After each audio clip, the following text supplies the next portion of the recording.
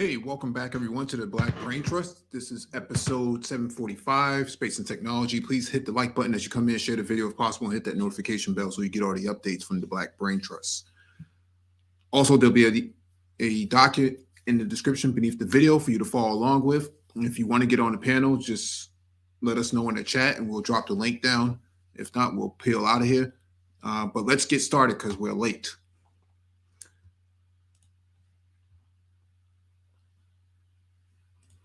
All right.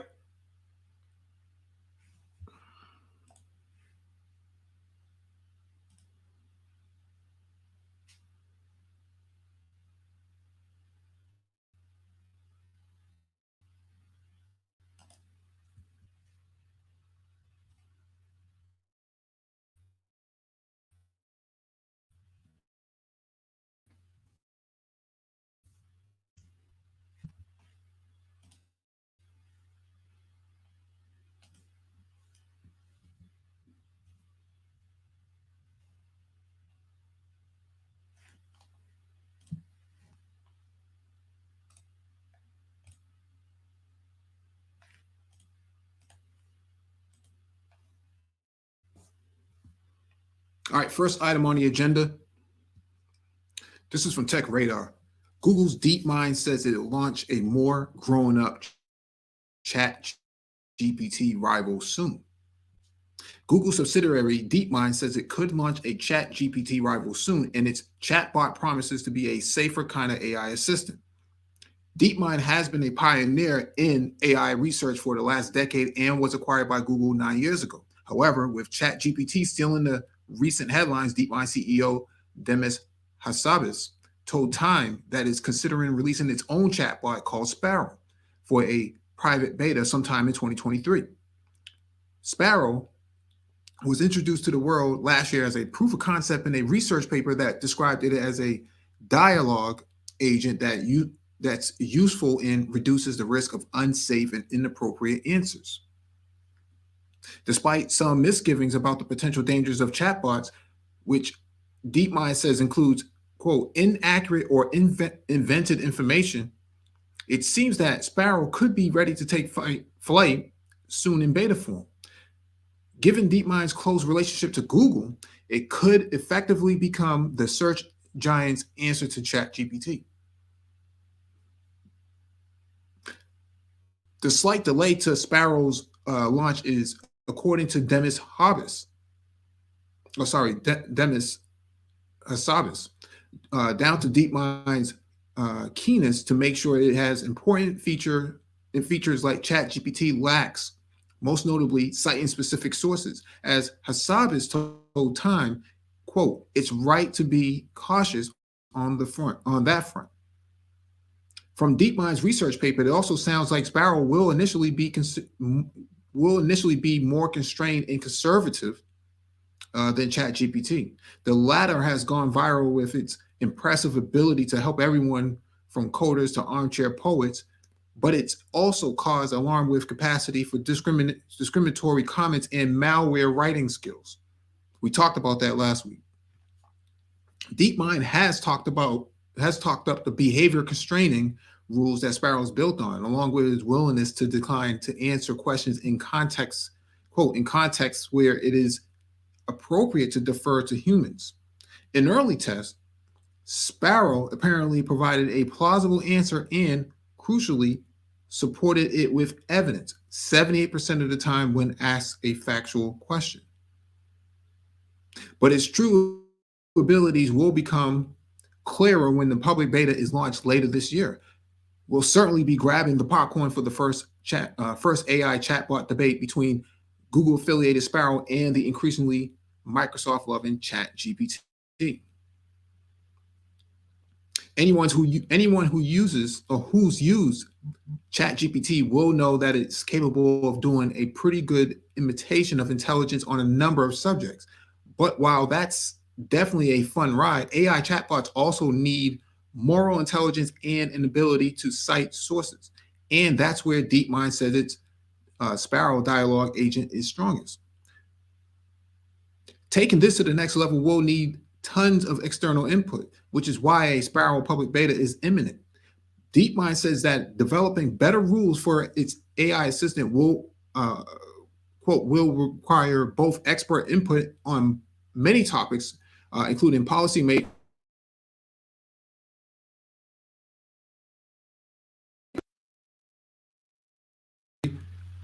input from a diverse array of users and affected groups.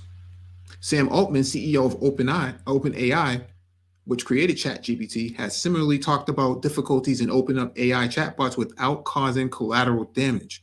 On Twitter, he admitted, quote, there are going to be significant problems with the use of OpenAI tech over time. We will do our best, but will not successfully anticipate every issue. In other words, the developers of both ChatGPT and DeepMind Sparrow are like parents with inquisitive toddlers, which brings fun and danger in equal measure, particularly when their kindergarten teacher is effectively the entire internet. ChatGPT is already running wild and heading towards a monetized future with ChatGPT Professional and Eminent paid for tier. But DeepMind Sparrow sounds like it could be the more mild-mannered character that AI chatbots need as they race toward next-gen models like the rumored ChatGPT 4. So we've talked about this last week, that and the faulty information we read was written by, you can tell by the misspelling and mischaracterization of sentences and things of that nature. And I think that people relying on ChatGPT to do work for them miss the actual point of AI. You know, the AI is not meant to do your work. It's meant to be an assistant. And I think what's happening here is that people are just misusing AI to make up for their lack of ability to really do the necessary work that humans are supposed to be doing. You use AI or automated processes where steps that are repeated constantly can be automated in that fashion, and AI can actually pick up in that area.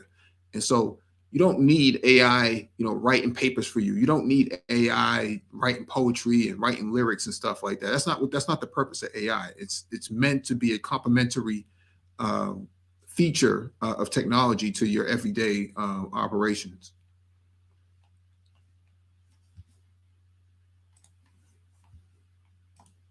But I'll be interested in seeing how this all works out, in the end. All right, let me get to the next item on the agenda.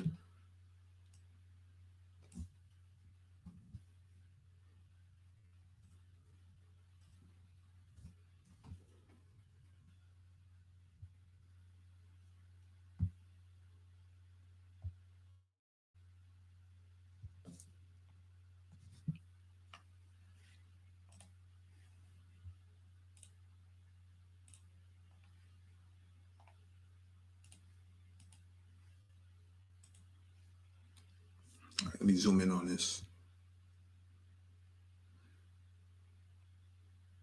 All right, this is from futurism.com.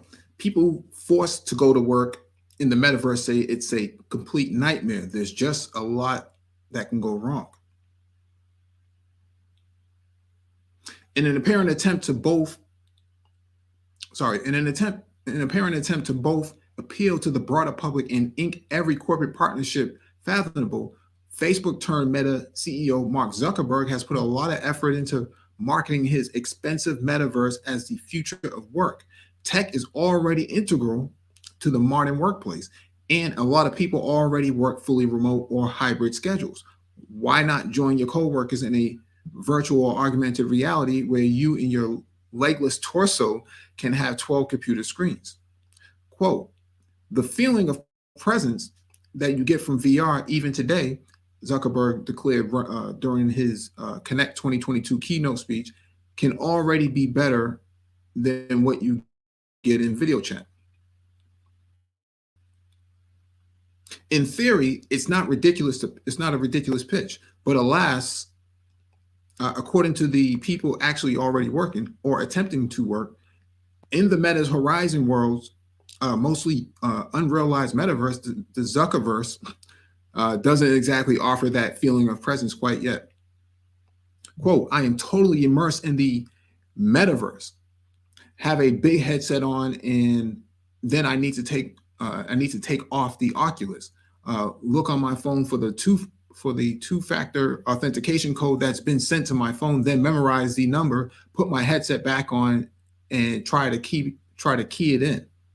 An employee at the tech consulting firm Accenture, a major meta funder that's attempting to implement Oculus into the workplace, gripe to Slate. Quote, but when you take off the Oculus, it automatically goes to sleep mode. And I was trying to navigate the back and forth. Yeah, I think that's one of the bigger problems with with any of these headsets is that it's not well thought out.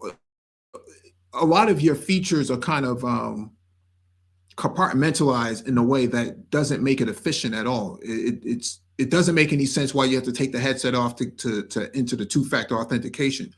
Why didn't they add a biometric thumbprint reader to the side of the headset? Wouldn't that make more sense? I mean, you don't have to take the headset off. You just put your finger up to the headset, it authenticates you, and it walks you in. These sort of design flaws, it comes from not having diverse development teams, because that wouldn't have happened if I was on the development team. I can tell you that straight up. That wouldn't have flown. I don't even understand what they were thinking when they designed it, but that's usually the a design flaw from having lack of diversity in developers. Okay. Also, speaking to Slate, other workers attempted to get the job done in Metaverse workspace experience similar woes. Quote, between forgetting to charge headsets, operating system updates, new app installation updates, logging into accounts, screen sharing between desktop and headset, David Stern, founder and CEO of Slate's group Supporting Cast podcast platform, told Slate, quote, there's just a lot that can go wrong. Workers also told Slate that there are some glaring accessibility issues, particularly for those with disabilities like motion sickness. And once someone actually gets into their digital workspace, the problems don't end. Even just figuring out basic social cues and conventions is apparently pretty difficult. And most of Slate's sources seem to agree that any merits of current VR work fail to outweigh the many reported downsides. Anyway, sounds terrible, at least for now. While we unfortunately can't attend meetings as whatever these things are, we're happy to clack away on our measly little laptops a little while longer. That's a part of the issue. It's not well thought out. From a hardware design, again, the need to take the headset off, wait for the two-factor authentication. It doesn't make any sense why your biometric thumbprint isn't being used to log you in to all of your services. And two, all of your, the ability to, or the necessity to actually enter your credentials in. That doesn't make any sense. All of this should be simplified in a streamlined process. Okay, all of these things that all of the issues that they're running into is part of not having a diverse development team and not having the ability to challenge some of the design features that's being built into it. It just doesn't make any sense. It's the physical device itself that they're trying to sell, but it's not well thought out at all. Metaverse is a different thing though, right? The metaverse as an environment makes sense. The physical device itself is where the challenge is. And I think that needs to be corrected first before we can start moving on, this 1.0 sort of beta experience that people are having. I don't blame them for being angry about this. I wouldn't want to use it either.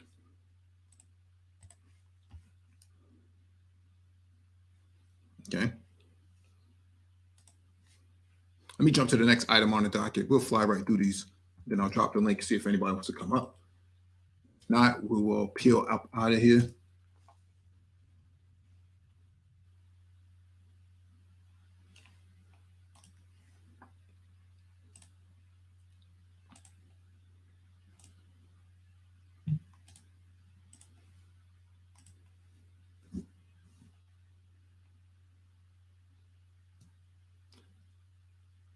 All right. Next item is from Forbes. I get back in a Waymo.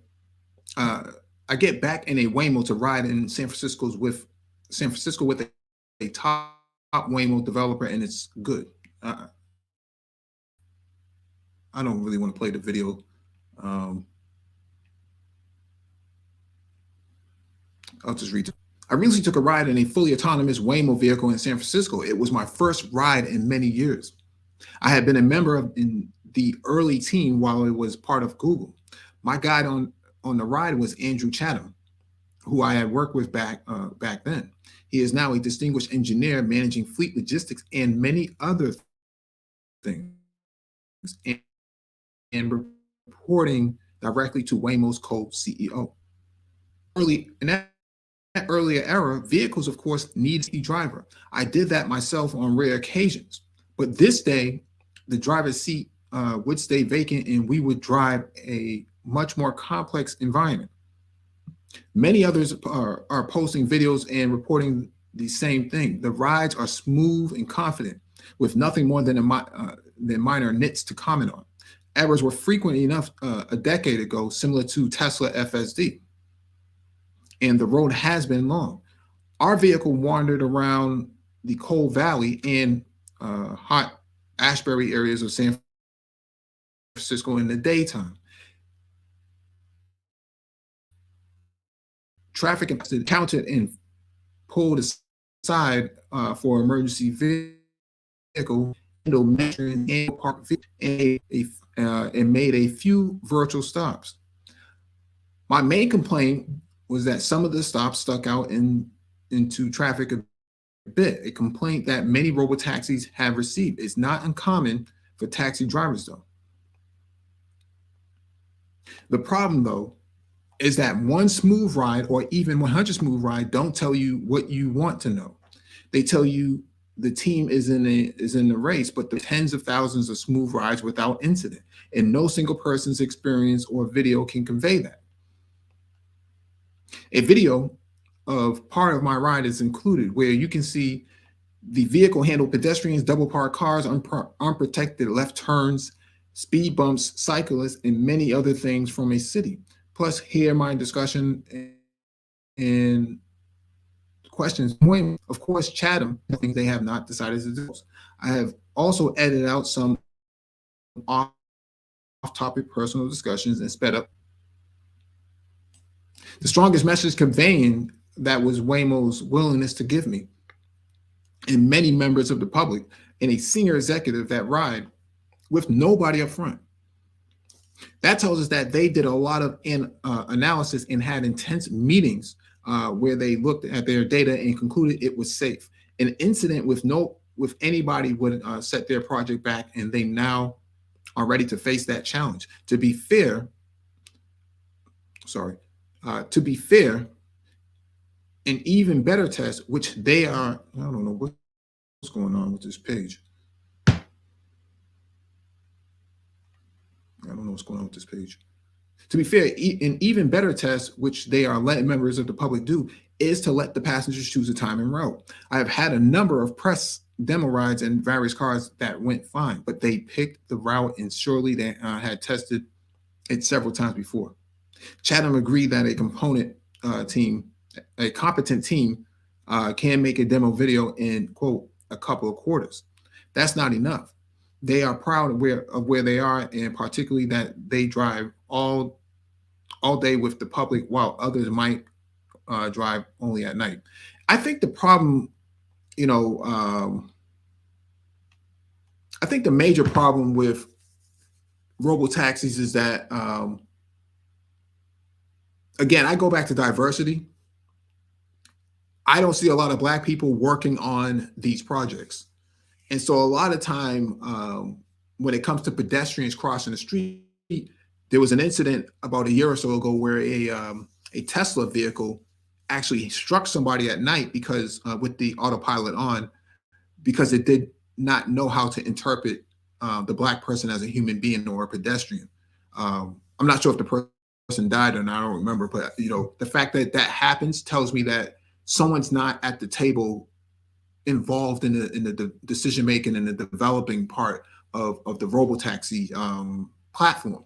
And so I want to see more of us involved in these sort of demonstrations and development aspect before I really weigh in my opinion in terms of the performance of it and the reliability of it. And those are the sort of things that really concern me. Waymo just expanded autonomous operations in San Francisco to include the most complex downtown area. However, they are still limiting those rides only to employees. While this shows they think the risk of a safety incident is very low, they are not ready to take that risk with the public. And more to the point, let the public see the non-safety related quirks and rough edges of new territory. They also announced they had gotten their permit to operate in Los Angeles. LA driving isn't as hard as San Francisco, but it's a much larger city. So if they want a decent sized service area with tolerable wait times, that will need a big fleet. Waymo currently has 700 vehicles in all their cities. I like to ask every developer, what are the blocking factors in the way of going into production? I have an article and video series on in answers to that, but Chatham, who has been managing the software for fleet operations, says the difficulty of that should not be underestimated. Aside from dispatching and directing vehicles and bringing in the remote operators, vehicles must be predictively positioned to reduce wait times and also be charged. Since Waymo now uses electric vehicles in all new deployments, including San Francisco, you need systems to deal with the things that go wrong. According to Chatham, in some cases, having teams to retrieve a vehicle or get it out of a stuck spot when remote operations can't solve the problem. Not everybody handles that well, according to Chatham. The ride confirms, to the limited extent any ride can do that, what is commonly said. Waymo is the clear leader. While Cruise has definitely made strides this year and does operate with employees in the day, Chatham is correct in pointing out that driving during the day is a big step up from operating late at night. It's harder to judge the Chinese companies who are operating in the daytime without going to China. It's amusing to see those who tout Tesla as a leader because their system fails in every area rather than just failing in a limited set of areas. I drove to this ride using Tesla FSD, and as always with any significant ride, an intervention was needed. In this case, one was needed just as I approached the Waymo pickup point, as the car imagined a one-way road and drove on the wrong side in the same territory the Waymo would handle without issue. When the standard is to do tens of thousands of rides without such problems, a system that has trouble doing one ride simply isn't in the running, no matter how many roads it is willing to attempt. Yeah, see, things like that, it's definitely development related, but I also have to say that the infrastructure also plays a significant role. One of the things that robo taxis do is that they have cameras on them that can identify signage, roadway, lanes and things of that nature, crosswalks and things of that nature. And sometimes if the software misinterprets signage, crosswalks, roadways, and lanes and things of that nature, then what happens here is it basically develop some kind of like Alzheimer's or something like that, from a technology standpoint. This goes off the side of the road. In computing, you see this too, right? With Windows, sometimes back in the day, like Windows XP, you would get a blue screen of death and people didn't know what was going on with the computer. It would do a memory dump, or it would do a hard error dump, and you had no idea what was wrong with it. Particularly because you had faulty memory, you had a faulty graphics card, you had a faulty motherboard, you had a faulty, hard drive. There was no real way for the operator or the person in between the computer and the keyboard to really determine what was wrong with the computer. But we never say that a computer is not ready for prime time. we'll always just reboot the computer. Well, with a robo taxi, you really don't have that option. You can't reboot the taxi, and I think that we have to create an environment that is clean without disruption to really determine whether or not this is viable or not. I think when you start using existing infrastructure like San Francisco or LA or something like that, places that are really largely have been defunded and underserved in terms of infrastructure development, it's really difficult to determine whether or not robotaxi actually works because you're dealing with an environment that is imperfect to begin with. Making a robot operate in an imperfect environment doesn't really tell me anything in reality, because it's not the responsibility of the robot to navigate an imperfect environment. It should be able to, the environment should be perfect, just as you expect the robo taxi to be perfect too. I just think that, from a technology standpoint, I just think that there's too many in my opinion, I think there's too many ways of plausibility that makes these things fail when they don't really have to fail. I think that's wrong. I think that's a wrong approach. I would never sell a computer, by running, by running something like Call of Duty on it, and then it fails, and then say, oh, there's something wrong with the computer. No, well, if the person doesn't play Call of Duty, it doesn't matter. We don't know if it's Call of Duty that's the problem, for that matter, unless we're doing a complete deep analysis. But that's just my take on these things, man. I think that we should be involved in robo taxis and robotics at that level.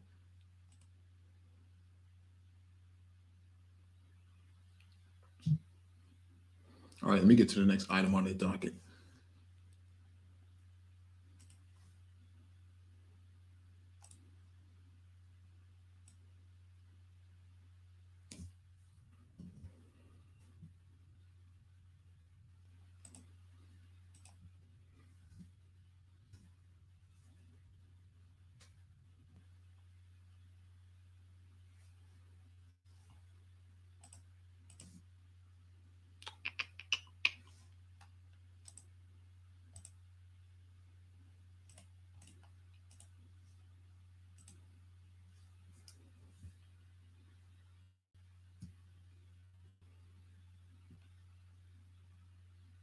All right, this is from the Pittsburgh Post-Gazette. Pittsburgh's getting a robotics factory. Speaking of robotics, Pittsburgh is getting a nonprofit robotics factory to create, accelerate, and scale robotic startup companies in the region, building on the city's growing heft in robotomy,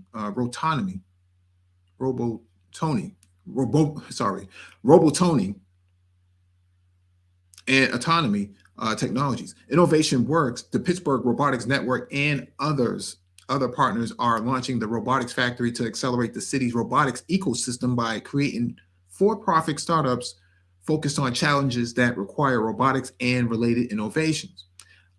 Innovation Works is providing $100,000 in a convertible note, mentorship, and other resources for up to 6 pre-seed startups during an intensive 7-month program that is planned.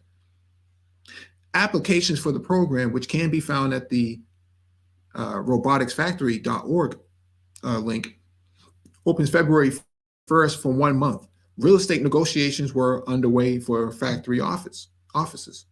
Quote, not only will the robotics factory programs address existing problems experienced by industries that can be solved using robotics and automation solutions, we plan to also provide the resources and funding that are so critical to emerging companies. Quote. Innovation Works President and CEO Ven Raju said in a prepared statement, quote, together, the robotics factory create, accelerate, and scale programs will be dynamic additions to one of the region's most important economic engines. The Robotics Factory Accelerator program will move startups into the factory's co-working space, giving entrepreneurs access to manufacturing and robotics resources, including a production-grade prototype shop and robot lab. In partnership with Innovation Works, the Pittsburgh Robotics Network will provide mentorship opportunities with established companies in the industry. 4 years of support for the robotics factory is being provided by a $12 million U.S. Economic Development Administration grant awarded to the Southwestern Pennsylvania New Economy Collaborative and 11 County Coalition. The robotics factory is among 5 regional projects that are being funded by a $62.7 million Build Back Better regional challenge that the collaborative was awarded in September. This is really big stuff. I'll say this because we're talking about robotics tonight. I think that we're moving in an era now where this is an emergent tech. I mean, robotics have been around for a long time. I mean, it's been around from a military application perspective as well as from a space exploration perspective. But now you're talking about consumer use, right? I think now is a good time for Black people to start really getting into robotics. I think the writing is on the wall. You know, $62 million is nothing to sneeze at when it comes to this type of stuff. And I think you don't need to be a rocket scientist to really get into robotics. You know, you can get into robotics like the article is saying in a 9-month program. But I want to, you know,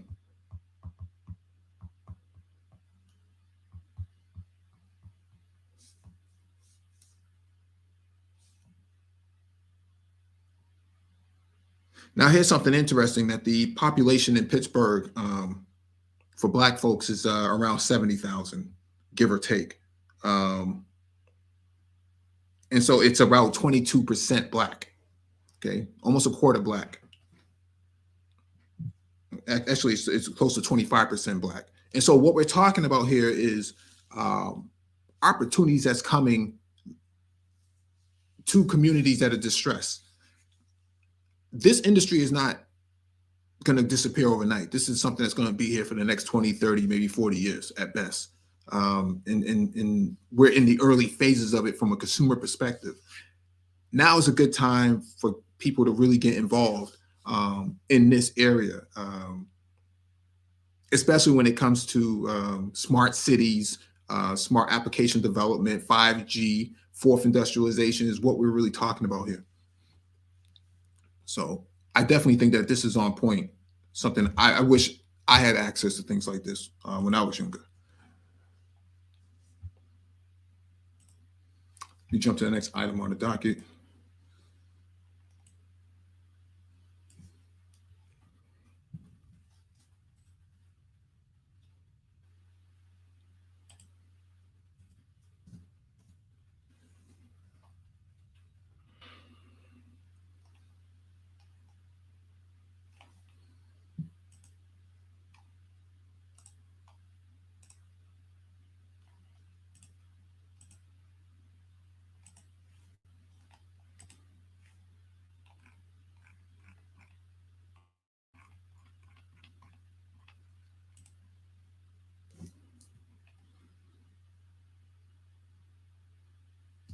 All right, this is from the Robot Report.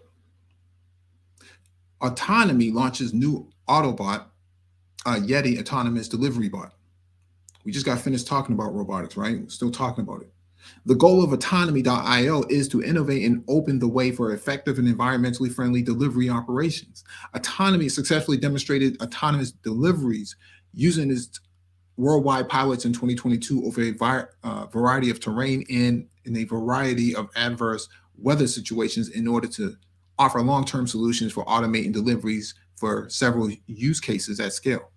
Quote, during the validation process, we ran into pilots with airports, retailers, and postal services, which gave us the deep insights we needed on the most effective use cases and scalability, says Ritika Vijay, CEO and co-founder of Autonomy.io. With our strategic partnerships, we are in the prime position to fill the gap that companies like Amazon and FedEx were not able to. As demand in the use cases for autonomous unassisted delivery continue to grow, we are positioned to provide robots as a service for restaurants, retailers, and beyond. This is interesting. Here's a really interesting picture of this.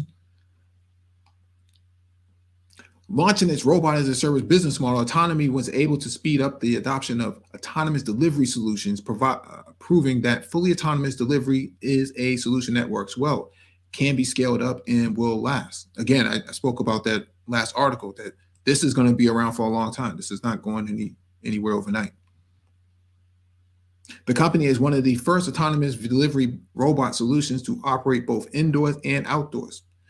This capability enables the company to focus on a variety of application opportunities. The company is actively pursuing the use cases that include curbside delivery, bringing grocery orders from deep inside the store to the curbside, where customers remove items and place them into their waiting vehicles. In 2022, Autonomy successfully deployed autonomous delivery robots at Cincinnati, Northern Kentucky, uh, CVG, Rome. Oh, okay. Rome International Airport, and Pittsburgh. In addition, autonomy robots are used by Posten Norge and also Norway, as well as Gogo in Madrid, for automating first mile delivery and last mile deliveries. Autonomy is also working with industry partners in Canada and Saudi Arabia, with more launches included for 2023 in USA, Europe, and Asia. The Autobot 2.0, introduced in Q3 2022 as the first fully customizable modular robot featuring interchangeable cabins and specializations based on the needs of retail, restaurants, curbside deliveries. Designed with accessibility and directional mobility in mind, the Autobot 2.0 utilizes Autonomy's proprietary contextual mobility navigation to autonomously navigate through crowded and unpredictable environments. So I think a few years ago, we discussed about cannabis-based deliveries. And with cannabis-based deliveries, we were talking about using robots to actually, deliver cannabis-based medicinals to potential customers and clients and things of that nature. Now we're starting to see that this is actually a viable solution. Again, this industry is not going anywhere in terms of disappearing overnight. This is something that's going to be here for a long time, and I think that we're missing a big opportunity by not getting involved in these sort of things. Okay.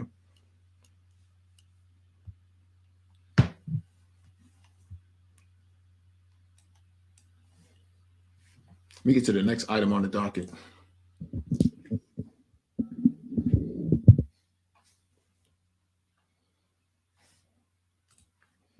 Fly right through these.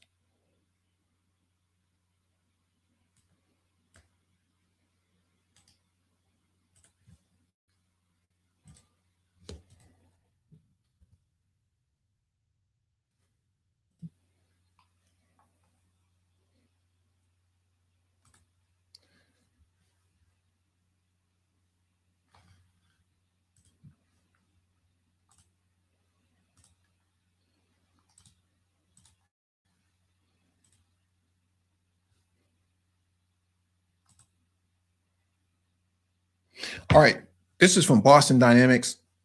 I think everybody has pretty much already seen this over the weekend. If you've not, this is a very short clip of what Boston Dynamics is doing with their Atlas robot. And I think that, this is like the hallmark of robotics right now.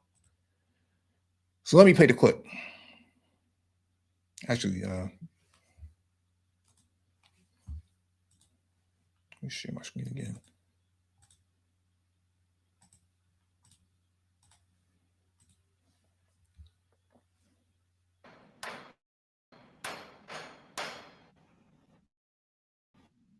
I forgot my tool again.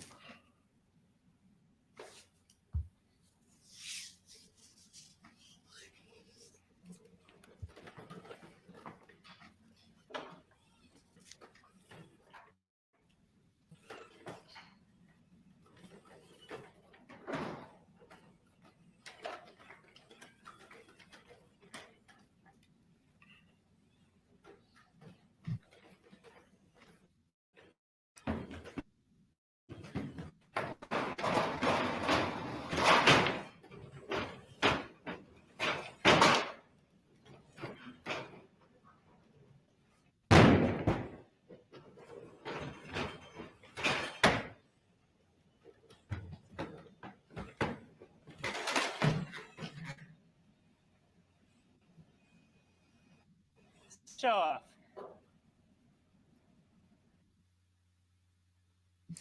Unbelievable. Okay. I have to see this again. I can't see this just once. This is something that you have to see it again.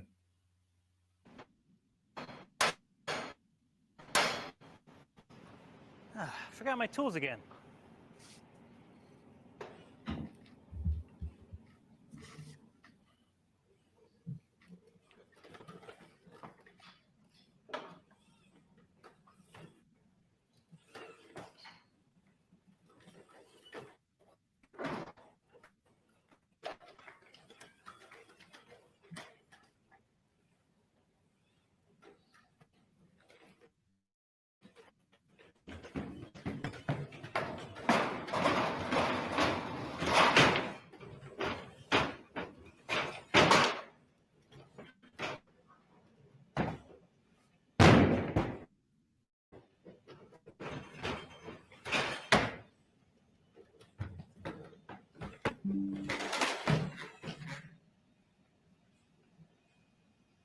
Such a show off.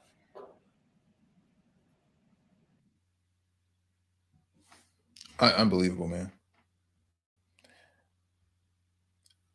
I think that it's interesting that I work in the same vicinity as Boston Dynamics, so I looked at the environment back then. I was pretty shocked to see that we're not that far down the street from them. Here's what I'll say about this. This is very early stage in terms of where they want to be. Okay, they're just demonstrating what the robot's capable of doing now, but they have bigger ambitions for this. What kind of frustrates me is that I don't see people who look like us really being involved in that sort of development. And so I fear that, without having some kind of involvement or some kind of oversight, these things can be weaponized against you. Now, it's not to say that somebody will do it. I'm just saying that because we're not there yet as a community, we're a generation behind in all of this. And so I really wish that I really wish we would take this a lot more seriously. And it's kind of the reason why we do these live streams, not just, to make it seem like we know more than everybody else. No, we're trying to create a grounding for this is what's happening, and you might want to put this on your radar. We're creating a compass, trying to show you the directions as to where things are going. And I think that what happens here is that we don't really take these things seriously enough. I appreciate the 22 people that we do have in here, but if the live stream said Austin Holloman, I have 500 people in here. I have 500 people in here if it said Austin Holloman.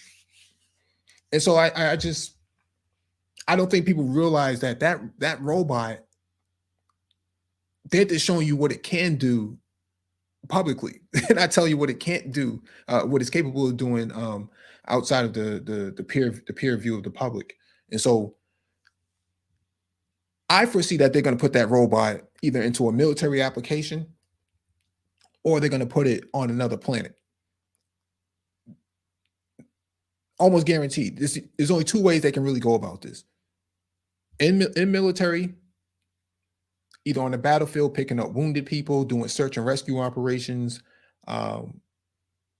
or on another planet like Mars or the moon or something like that, and using it to excavate, build things. If the robot is capable of picking up a tool bag and tossing it like that and jumping around, you don't need to create a spacesuit for it. In reality, you can just drop it off out of a capsule, and it'll just touch down as it does, and it will go on about its business. Now, how long the battery will last, I don't know. I think you would have to put a mini nuclear or a nano nuclear sort of engine on it in order to keep it going for a set amount of time. I'm just saying, I think that they have bigger plans for this than just showing off, throwing around tool bags. But I'm very impressed by what I'm seeing.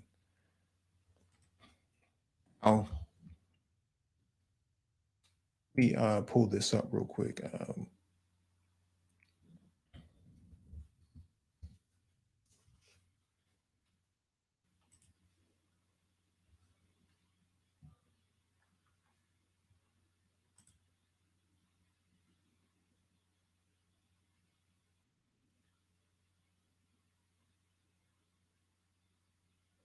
Let me share my screen real quick.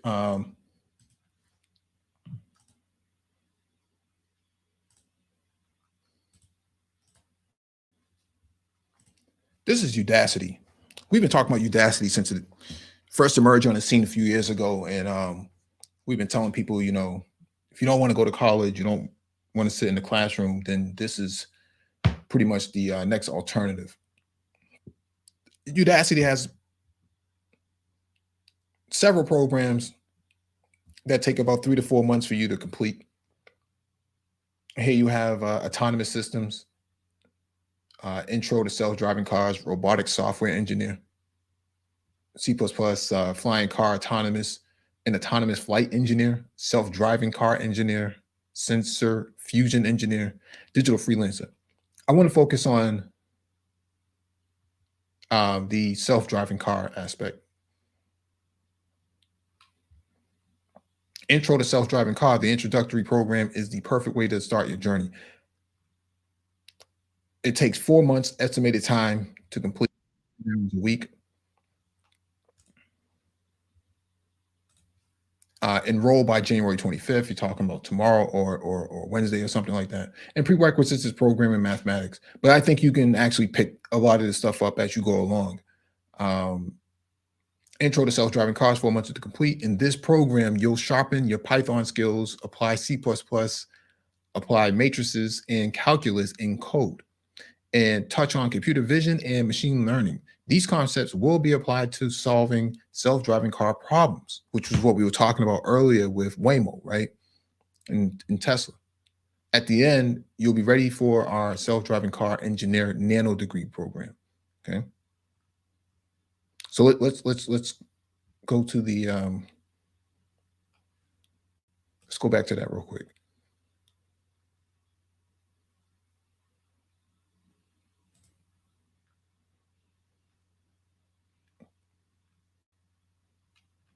Self-driving car engineer.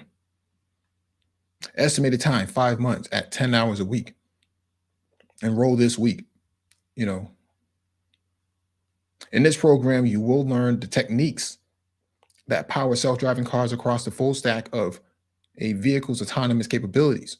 Using deep learning with radar and LiDAR sensors, sensor fusion, you will train the vehicle to detect and identify its surroundings to inform navigation.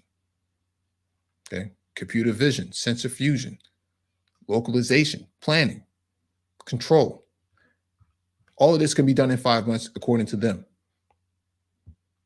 And you're talking about what, maybe $1,000 or something like that, you know, to take this class or to take this nano degree program. If I was getting into tech right now, if I was somebody who was trying to transition out of Dollar Tree, Dollar General, you know, Walmart or something like that, one of these nowhere dead end jobs, yeah, I'd be looking to get into something like this. Okay, so let me drop this in the chat and then we'll move on.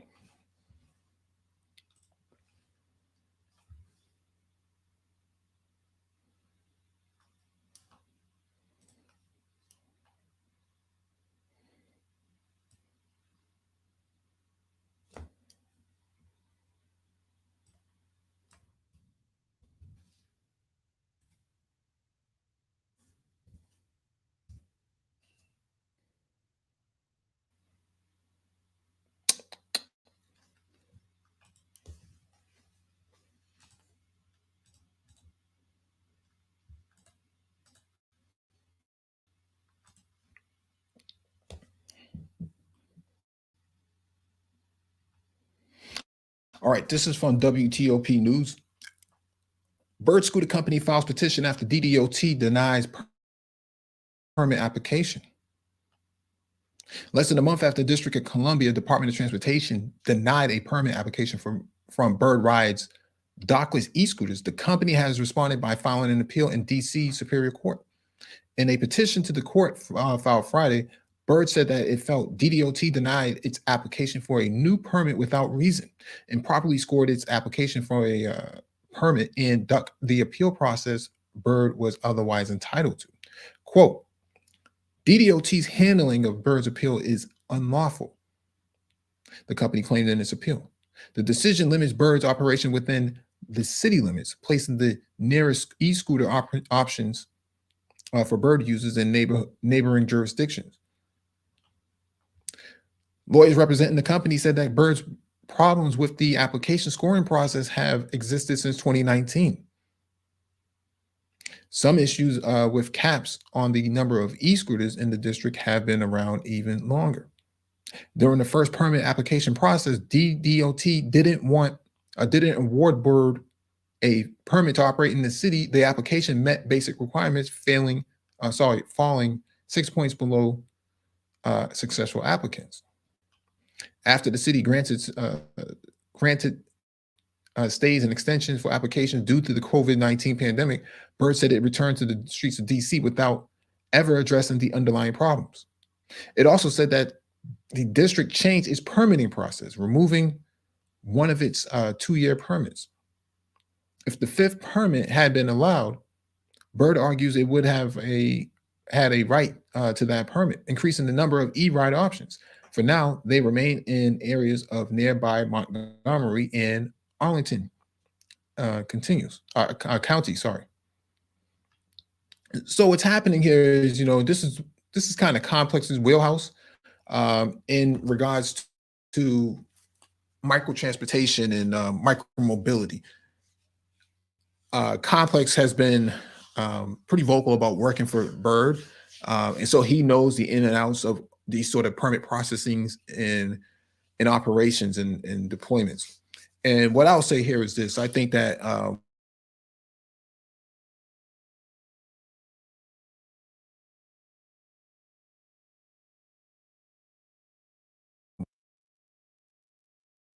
from micro mobility and micro transportation as an industry. And I think that what's happening here is that the blocking of these sort of permits and applications is due to the fact that they want their cut before they basically approve it. Because what other justification could you actually provide? I mean, vehicles, right? Cars, passenger vehicles kill people every single day. And nobody's stopping cars from functioning on roads, despite the fact that they've passed all of their inspections, right? And when you take a car for an inspection, the brakes work, there's no pollution coming out of it, and all of your DOT signaling and everything functions correctly. Those cars still kill people every day, and yet nobody's taking those vehicles off the road. So how can validating a permit for e-scooters be so difficult, right? E-scooter doesn't do anything more than 20 to 25 miles an hour, and you're seeing this sort of hoopla, all of this hoopla that's going on doesn't make a whole lot of sense. It kind of stops progress. And I think there's a lot of people who are either elected or unelected that want their cut from an emerging industry that can't get it. And so they start blocking and causing disruption in terms of the deployment of these sort of micro mobility applications. It's crazy. I mean, if anything, the city, sometimes cities don't really want to implement bike lanes because they don't see any value in it. America is a car-based society. It doesn't really believe in mass transit and accessibility in that regard. They want their big V8s. They want to ride around in lifted trucks and stuff like that, and and put out smog and everything else. I'm not one of those people who's trying to take that from them. I'm just saying that's the culture, and the culture is it's challenging a lot of the progress that is needed in society, and it makes it difficult for anybody to actually get anything done. And so that's why you're running into these sort of issues.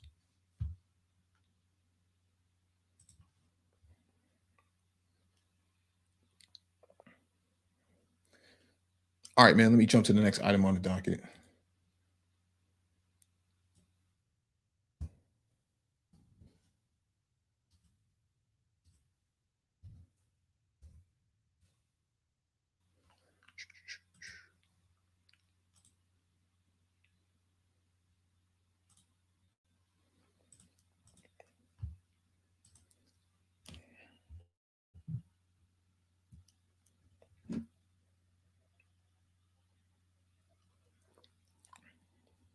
All right, this is from Electrek. California's $10 million electric bike rebates are coming. Here are the latest updates. This is right up Complex's wheelhouse.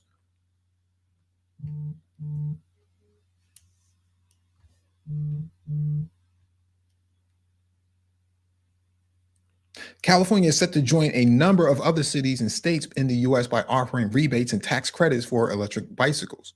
California's electric bicycle incentives project has been over a year in the making, and we recently saw new updates to the planned rebates.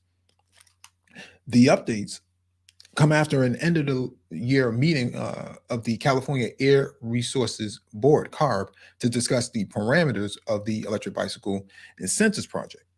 According to the California Bicycle Coalition, which shared a follow-up after the meeting, members of the discussion included representatives from the e-bike industry, bicycle shop owners, nonprofits who work with potential voucher recipients, bicycle coalition leaders, and members of the public interested in the program.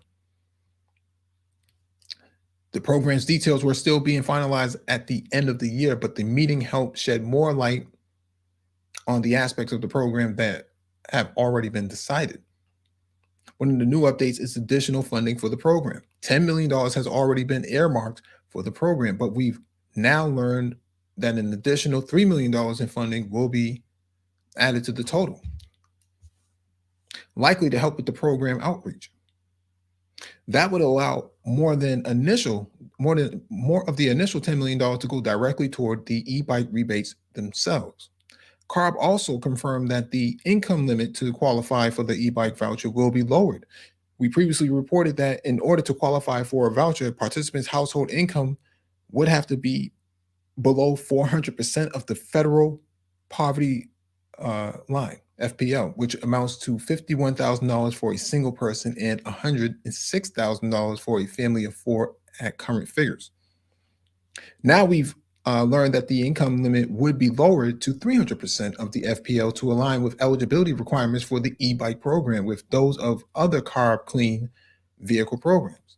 That would amount to approximately $38,000 for a single person or $79,000 for a family of four. The program originally listed only Class 1 and Class 2 electric bikes, those that are limited to 20 miles an hour, as qualifying for rebates. But due to the overwhelming support for allowing Class 3 e-bike models, that can reach 28 miles per hour with pedal assist to be eligible for incentives.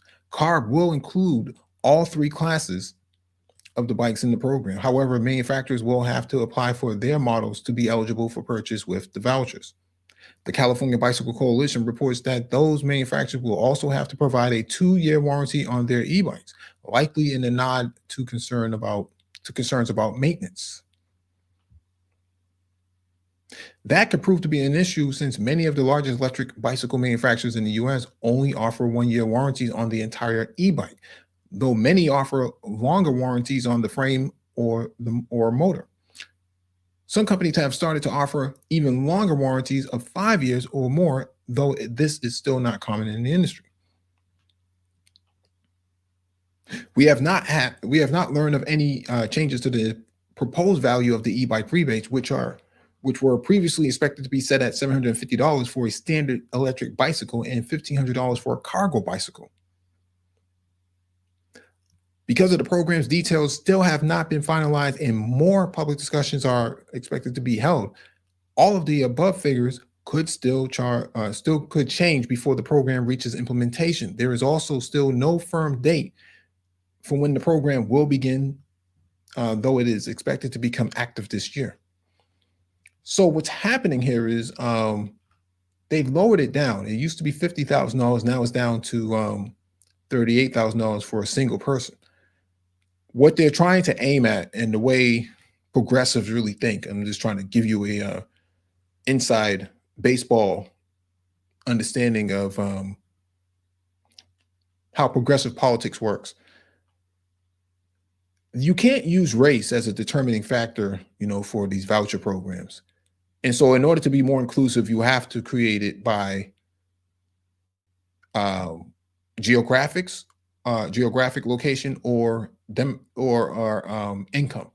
Okay, you need to use some kind of data, and income data is usually the best indicator for determining how you have a more broader reach to that demographic of people like African Americans in this regard. And so I see this as a positive of California, but if you do live in California, you're in a good position, I guess. I know Complex is really, this is really in his wheelhouse, and I think that he's going to benefit greatly from this. He's going to sell more vehicles, and he's going to have more income at the end of the day, and he's also going to benefit greatly because he's expanding his market, footprint. So.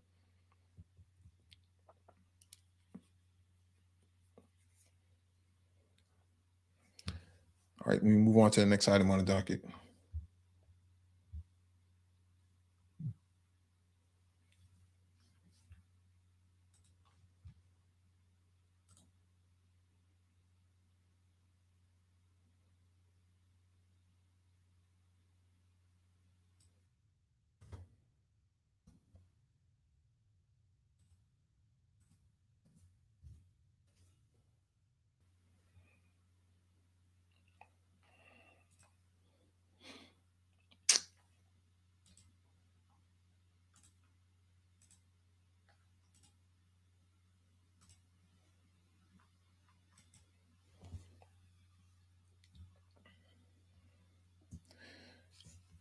All right, this next item on the docket is from Axios.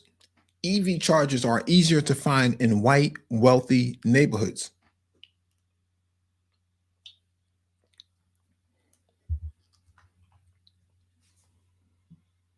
Electric vehicle chargers are easy to find in whiter, wealthier neighborhoods nationwide, and Axios analysis finds. Why it matters. Automakers and lawmakers are pushing EVs as a cleaner alternative to traditional cars. Yet charging infrastructure inequities threaten to limit who gets to enjoy the benefits of the generational transition away from internal combustion engines, such as cleaner air and lower long-term costs. Sorry. Concerns over charging access is one of the biggest holdups preventing more car buyers from going electric, along with high EV prices. By the numbers, majority white tracks are about 1.4 times as likely as majority non-white tracks to have a charger, while tracks with chargers are about 1.14 times as wealthy as those without them, according to our analysis of the 35 US cities with the highest share of EV sales nationwide. Racial disparities around charging access are particularly pronounced in certain cities and metro areas. In Philadelphia, for example, majority white tracks are 3.9 times as likely to have a charging station. In Chicago, they are 2.8 times as likely. And in New York, they are 2.6 times as likely. In each of those cities, majority white tracks are about as likely to have a gas station as majority non-white tracks. Yes, but charging inequities are less pronounced elsewhere. In San Francisco, a major hub for EV ownership, Dallas and Portland, Oregon, for instance, charges are about as common in majority white tracks as they are in other neighborhoods. So what's the methodology? Our analysis relied upon EV market share data from S&P Global Mobility and charger location information from the US Department of Energy. Reality check. Charging is only one roadblock when it comes to electric car equity. Price is also a major concern. The average EV sold for $61,448 in December, according to Kelley Blue Book, putting them outside many car buyers' budgets, though they are generally cheaper to operate over the long run, and government incentives can produce out-of-pocket costs. The used car market is growing, but still limited. what to watch. The federal government is aiming to curtail some of these inequities under a program that pumps $5 billion into a nationwide EV charging network and provides another $2.5 billion in grants for community-based charging infrastructure. The Biden administration says 40% of the benefits of these investments are supposed to go to disadvantaged communities by providing jobs, cleaner air, and hopefully more chargers. So again, disadvantaged communities. You know, we know that we've been talking about this ad nauseum, that Black people, predominantly Black neighborhoods, communities, don't have the infrastructure necessary to benefit from these emerging technologies. And part of this is really addressed at the policy level. And so when you see things like this, the inside baseball for progressives way of thinking is that they leverage data to make decisions to advance the best interests policy wise, for people like us. And this is why policy talk is so important, because if you don't understand how policy works and how government works, then you're never going to understand how to advance your own agenda, which is really interesting. So let me drop the link in the chat.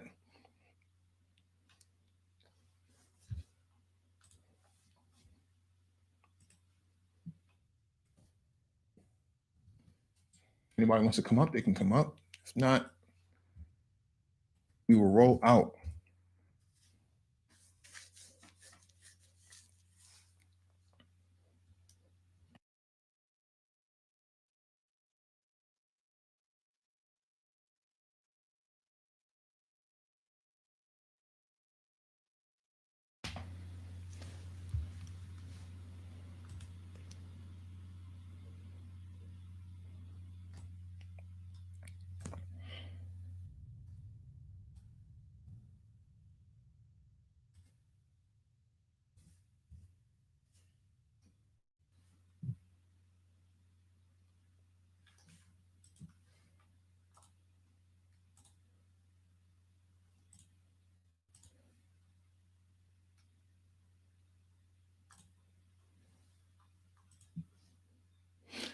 I just want to add this also from Forbes. Black founders of EV charging startups have more than profits on their minds. And so we just got finished talking about, charge inequities, infrastructure inequity in terms of the electric vehicle market. And these people here, such as Cheryl Epon, CEO of Dye Technology Corp,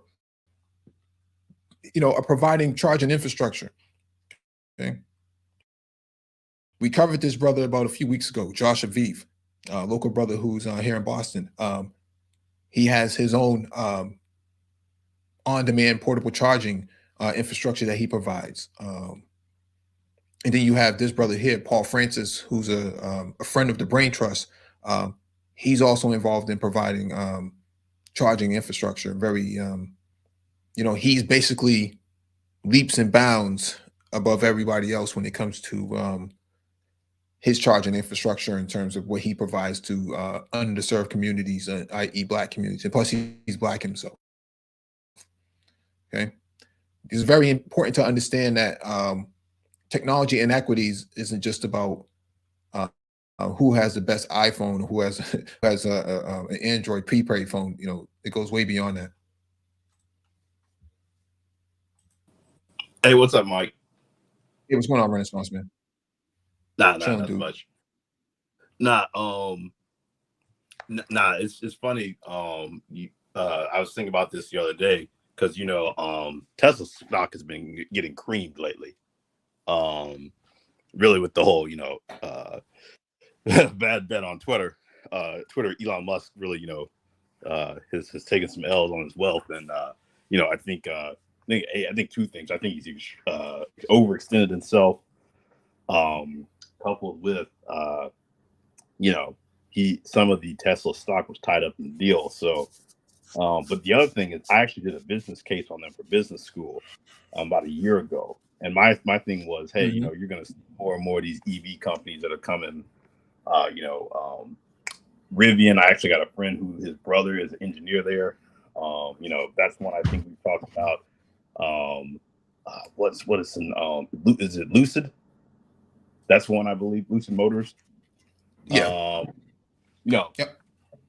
several of them that are, you know, more trendy in California, but you know, you're seeing more and more of them come out. And you know, as we get closer to 2030, you know, with the mandates for electrifying their fleets, coupled with the other thing is too with 3D printing. Because the other thing I learned, I was studying in business school. There's actually they were looking at 3D printing. You know, 3D printing a car that was electrified as well too. So it's pretty interesting how the space is going to move going forward.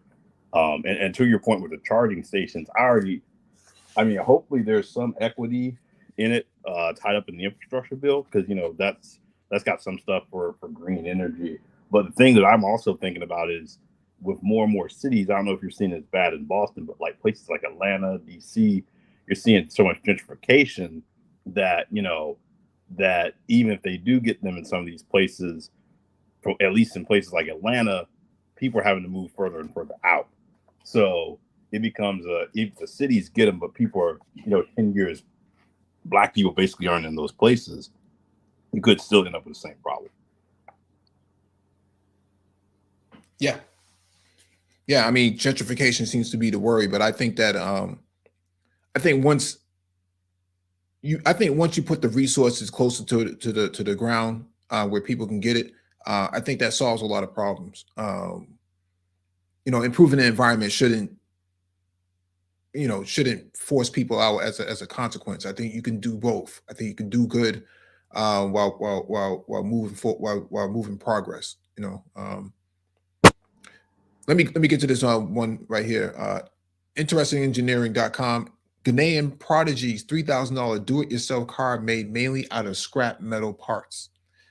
Do-it-yourself mechanic Kelvin Krushank told IE he soon hopes to have a bigger team, as it wasn't easy building the Kelsis P1 alone. I don't think that's safe for American roads, but I tip my hat to this guy for thinking outside of the box, man. I've been to Ghana, you know, last year, and I can tell you that there are a lot of very ambitious cats over there.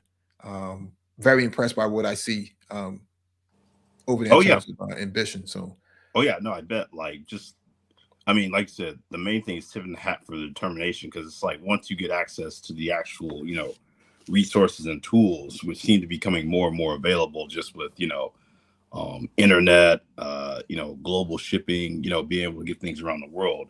And I think it opens up a market. I'll never forget when I was in school, there was a guy who started a donut, like a mobile donut shop, like a food truck, and he like ordered the truck from like Argentina or something like that, and like all of it was done like basically mobile. Like they like basically FaceTimed him to say, "Hey, this is what we're doing. This is how we're building." So you know, access to technology is going to be huge as far as ambition for these people. yep. Inventor Kelvin Krushank from Accra, Ghana, discovered his passion for making cars at age 10, long before he was legally allowed behind the wheel. In 2021, we reported that roughly a decade after he discovered his calling in life, Krushank had successfully built a working car dubbed the Kelvin Mobile. It was built mostly from scrap parts at a total cost of roughly $3,000. The self-taught inventor began working on his do-it-yourself car when he was 15, having previously built remote control prototype vehicles, including planes, from age 7. We caught up with Krushank to learn about the progress he has made since 2021 and the projects he has taken on in his intern. Unsurprisingly, given the incredible ambition he has shown at such a young age, he is still hard at work. In fact, he revealed that he is now working on several projects besides the ongoing improvements to his car, which he has since renamed the Kelsis P1. Ghanaian sorry. In 2021, he was first reported on Krushank's car. Krushank's car, the vehicle was an impressive piece of do-it-yourself engineering, though it looked a little rough around the edges. No shit. Almost reminds That has me now of, changed thanks to the work of the oh no, go ahead. I'll let you finish. yeah, that has now changed thanks to the work of the inventor has put into the vehicle's aesthetics. It now has a more sleek design topped off with a sky blue finish. Quote, for the past few years, I have been working on the car to make sure it has the required finishing. So I remodeled the structure to make it look good. Cruikshank told IE over email. The vehicle is no longer called the Kelvin Mobile in a bid to highlight the changes to the car. The young inventor renamed the Kelsis, remained it the Kelsis P1, according to Cruikshank. Quote, the name was derived from the combination of Kelvin and Jesus. The first three letters of Kelvin and the last three letters of Jesus. Oh man.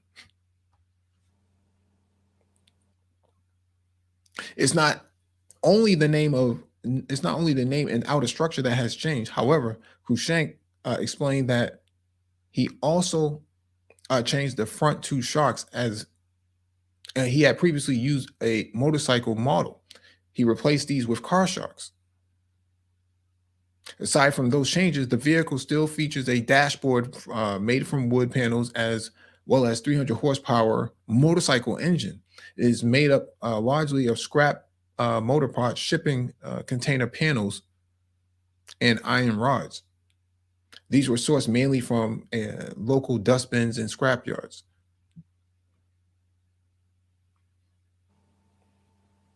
Oh, okay, this makes sense now. I see what he's. Yeah. Nah, I was gonna Go say, ahead. What you gonna say? nah, the front of it almost kind of reminded me of like an Isetta, like the doors, but then I saw they opened up and just the front of the car. Yeah. So, Yeah, you're talking about the Urkel car. yeah. So, oh, you got someone in the back, Mike. All right, just give me a second. Now he said he is, quote, looking forward to having a bigger team of people who are experienced in different fields to reduce the time of production. He also explained that the past year saw him, quote, do everything on his own, and it wasn't easy. The do-it-yourself mechanic said he has taken up several jobs to help fund his projects, including as a street hawker and selling drinks on the roadside. The video below shows the workshop Cruikshank currently uses for his vehicle.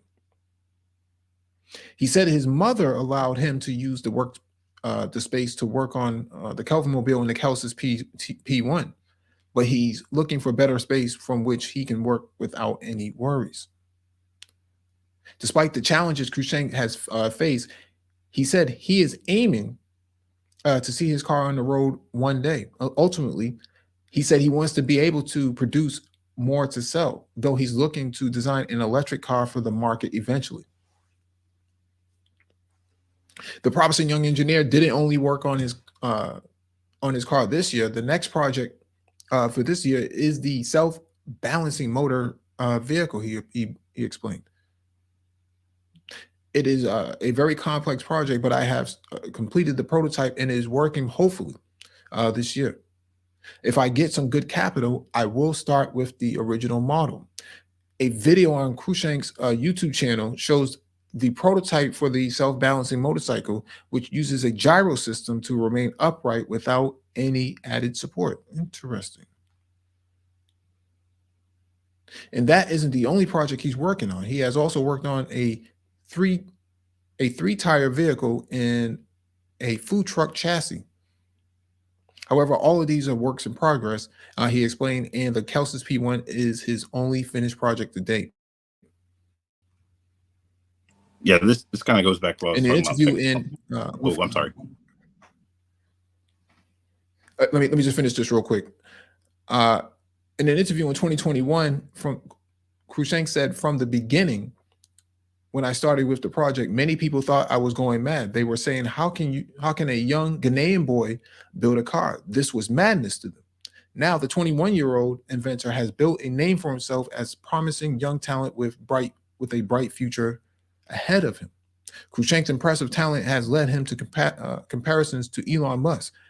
Though Musk was born into a wealthy family, the SpaceX, Tesla, and Twitter CEO has posted on social media about how he couldn't afford to pay for car repairs as a teenager. So he He fixed almost everything on a car from parts in the junkyard. Cruikshank told IE the comparisons to the Tesla CEO make him proud in that he dreams of one day becoming a renowned engineer as well as a car manufacturer. This is a guy who doesn't have anything past a high school education.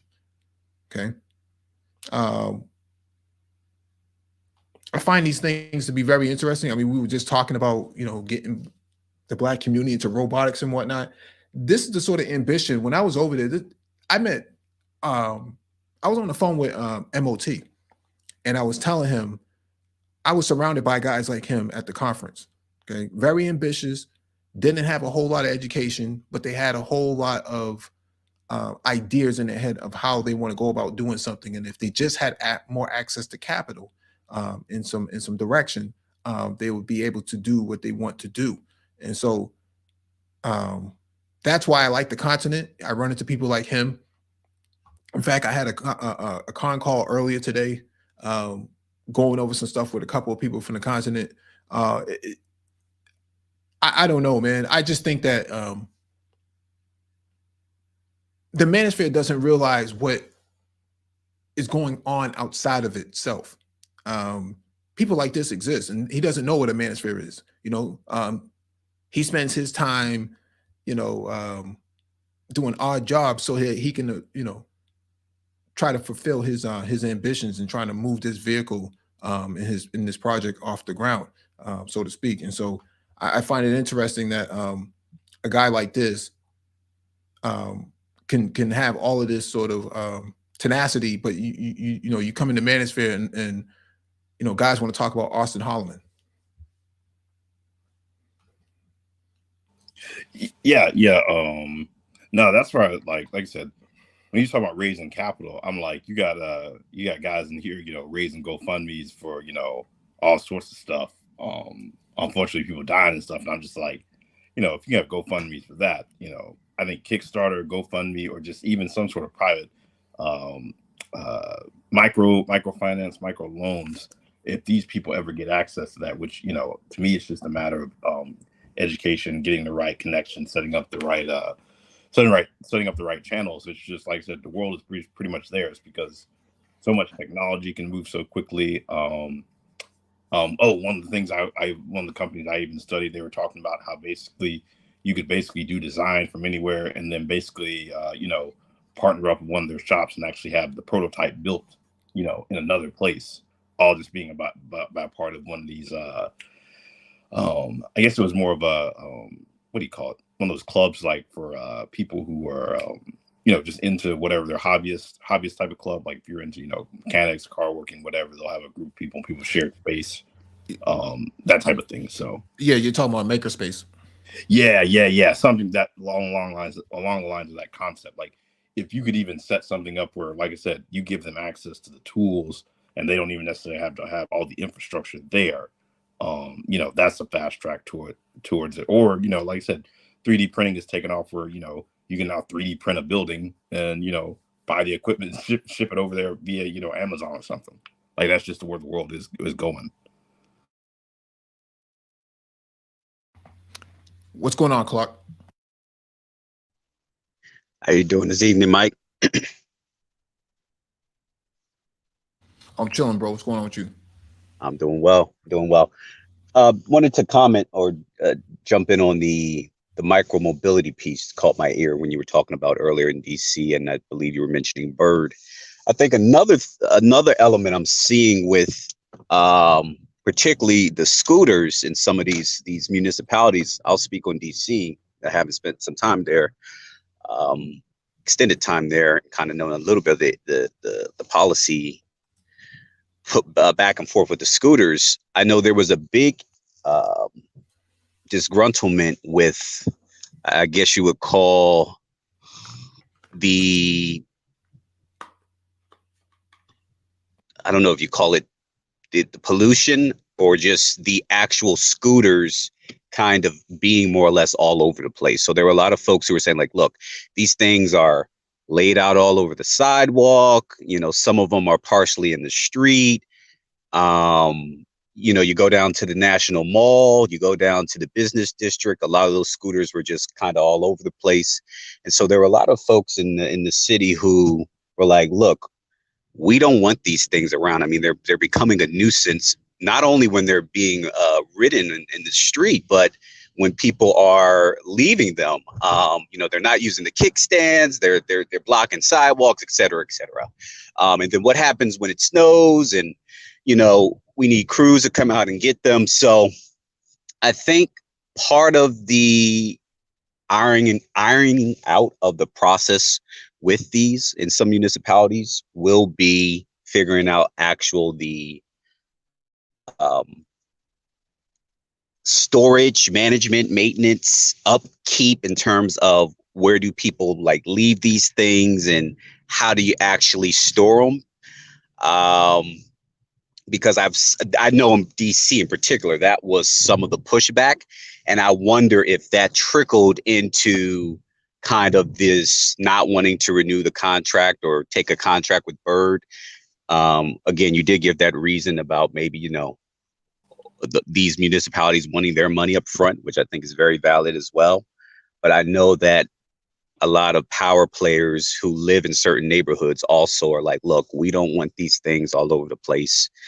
And I think that's an area that I'd be curious to see how these companies look to problem solve going forward in that regards. Yeah, they're still I'm in DC, right outside of it. They're still everywhere. And you're right, a lot of complaints that you do hear from people is like, some of them you'll just see like, in a sort of a charging place where your normal pickup space, but then like you said, some of them will just be like literally flipped over on the sidewalk, and you're like, did someone just like, is this someone leave their scooter there or something? You're like, no, it's one of those micro rentable scooters. So yeah, it's that. I don't know. I mean, part of me starts to think like, if push comes to shove, I don't see them going away. The most serious thing, honestly, that I've heard, and it wasn't even in DC, it was in Atlanta, was that, people were doing almost, people were basically using them to commit crimes in the sense of like, teenage kids were going across town where they normally, didn't have a car or, to have to take public transit. They were riding these things and I think in one instance in groups and, going to rob someone's, almost like a drive-by on a scooter or something like that. So I did hear that complaint. I mean, one thing that does come to mind is that if you do have the company, I'm sure these things, have GPS tracking devices. If push comes to shove, I could see them basically saying, at a certain time, every night or something like that, they go and basically, reset them to a certain location. But I think they did that. Basically, the fare is just going to be charged on the customer. Yeah, another piece with that, when with the bike share program, for example, they have designated stanchions where you have to return those bikes to, right? You don't just leave the bike on the sidewalk.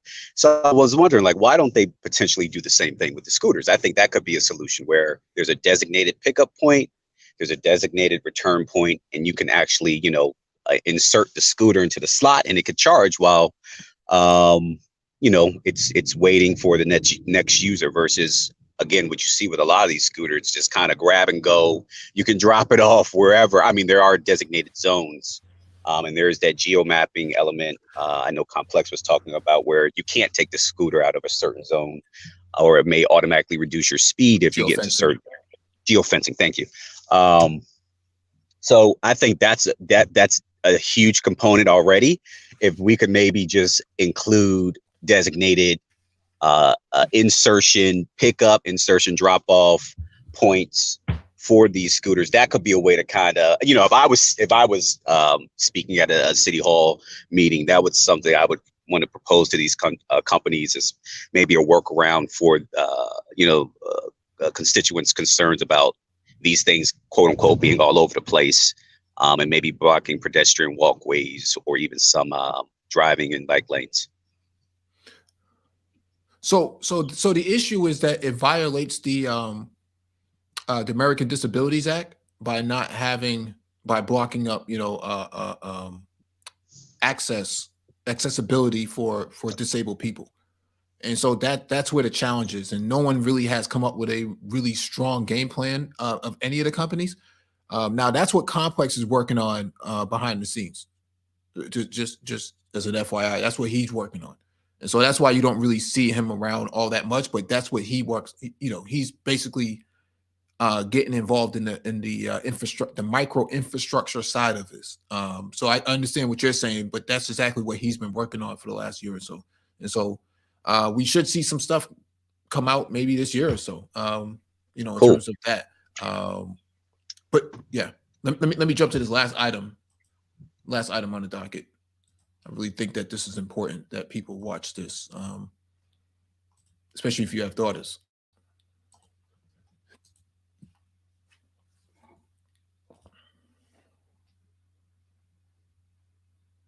University honored a scientist who is just 9 years old. Bobby Wilson is fascinated by bugs, but last year her mission to catch spotted lanternflies captured national attention. CBS 2's Bradley Blackburn explains. It has red and brown wings with black spots, and 9-year-old Bobby Wilson can tell you exactly what it is. A spotted lanternfly. Last fall, she learned about this invasive species in school and wanted to help. She found a bug spray recipe on TikTok. Good job. I mixed water, dish soap, and apple cider vinegar. She was using it outside her New Jersey home when a neighbor called the police. A little black woman walking and spraying stuff on the sidewalks and trees. I don't know what the hell she's doing. It scares me, though. Bobby's mom says it was racial profiling. Those exact words in another town, another state, I could be grieving. Yale University assistant professor Ijoma Opara heard Bobby's story and decided to take this young entomologist under her wing. Oh, yeah, Bobby belongs here. Bobby is Yale. She invited Bobby to campus to meet scientists who look like her. On Friday, Bobby was back to see the first spotted lanternfly specimens added to the Yale Peabody Museum of Natural History collection. Those insects were gathered by Bobby herself. How does it make you feel to know that these bugs are going to be in this museum? Happy and proud. A young girl who's flying high and now has the bug for a career in science. Bradley Blackburn, CBS News, New Haven, Connecticut. And Yale says Bobby is one of the youngest people to submit specimens ever to their collection.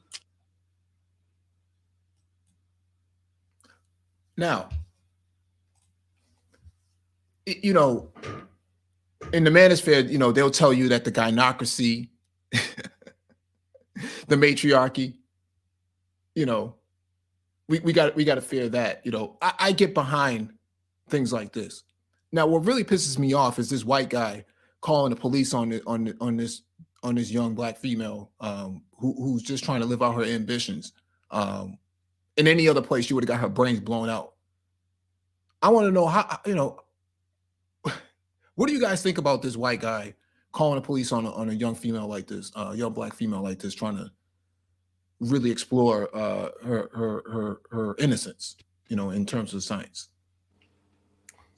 I mean, for me, it was just like you said. It was scaring him. I'm like, dude, it's a kid. Like, if you're that curious about what's going on, go ask the kid. Hey, what are you doing? Like, you know what I'm saying? Like I said, the only thing is that at the end of the day, you know, it obviously has led to a good outcome for her. I'm sure, you know, her curiosity and things like that, the fact she was doing something like that, I'm sure she will be fast tracked into some sort of, you know, STEM program. Like Yale will keep in contact with her, as well as the connections he's made. So, oh yeah, they're gonna. Yeah.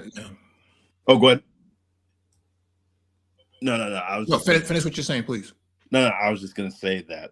So for me, that's kind of the, you know, well, you know, maybe everything happens for a reason in that instance. So, you know, I definitely think that, you know, she obviously already had the curiosity, but I think the fact that, you know, now that you have these connections and they basically identified you as this talented kid, I mean, you're gonna have nothing but, you know, people trying to support you, push you, you know, put you in all sorts of programs. So to me, that is a good thing that came out of this. Clark, you got anything on this? I mean, I'm not surprised. I mean, this is America. Same racist America it's always been. So I mean, this is like par for the course for me. But yeah, I mean, I think she'll be on the list. I mean, I think if she wants to go to Yale and she stays in STEM and does relatively well through middle school and high school, Yale will definitely be keeping an eye on her. And she and her family should fully take advantage of this opportunity to enroll in an Ivy STEM program. So good for her. Good for her. But with affirmative action, you know, on the docket, you think that's still possible? Absolutely. Absolutely. I mean, we're absolutely, we know the numbers aren't great for us as STEM, our group, especially Black women in STEM. So this is good PR for Yale too. I mean, this is good for them. So it's definitely going to be a trade-off. And I think she already has the interest, the talent. I think her family is going to continue to cultivate that. The school she goes to, elementary through high school, will continue to probably cultivate her interest, as they should. Leverage this opportunity. And I mean, come on, this is absolutely a great shot at an Ivy STEM program. So I think even with the repeal of the affirmative action pending, Yale strikes me still as a relatively progressive university. Correct me if I'm wrong on that, but I think this is absolutely something that they would love to keep an eye on. Yeah. The thing is with the affirmative action thing is like, I think the response to it is gonna like, it's not gonna be what people think, because you're already seeing these elite schools already say, hey, like the SAT and ACT, those are optional. So once you really take that testing out of it, like I mean, they may say, hey, race has no place, but it's like, you know, at the end of the day, it's going to be a judgment call. And at the end of the day, these people already see where the society is moving. Like diversity is basically baked in the cake at this point. You had, we may have even covered it here. You had, I believe it's the class of 2025 for Harvard Law School, like was majority minority. So, I mean, that's just where those institutions are moving, as well as, you know, a big emphasis with those with the Ivy League is not only just domestically, but even international leaders, because basically, hey, in their mind, if these you know, these foreign leaders want to send their kids to these schools, and they basically get 4 years, maybe even 7 years if they go to a professional school or something, or 6 years of grad school. If they're basically going to be, you know, in the American system and basically come with an American education, that's just going to give you influence around the world. So at the end of the day, diversity is not disappearing from these institutions. And I honestly think, you know, we saw the African Leaders Summit in DC a few weeks back. You know, the rise of the continent and other nations, I think there's too much geopolitics going on to, you know, let it just fall by the wayside at this point.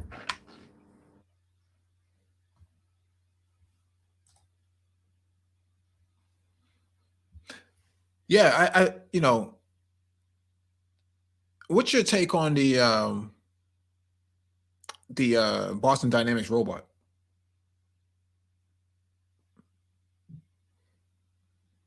Wait, I'm trying to think. Did we that one we covered earlier? Yeah, I'll play it again for you. I'll play it again. Okay.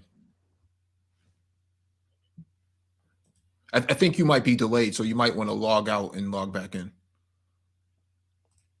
Okay, give me a second.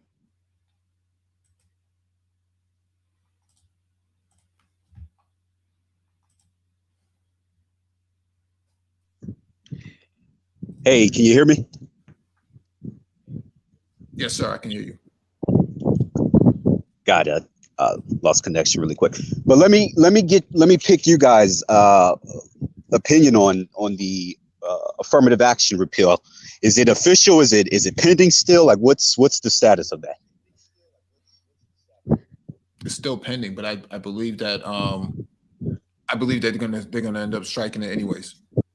Got it. Okay. Yeah. The cases that they presented initially did not fit the criteria of discrimination with affirmative action before the court.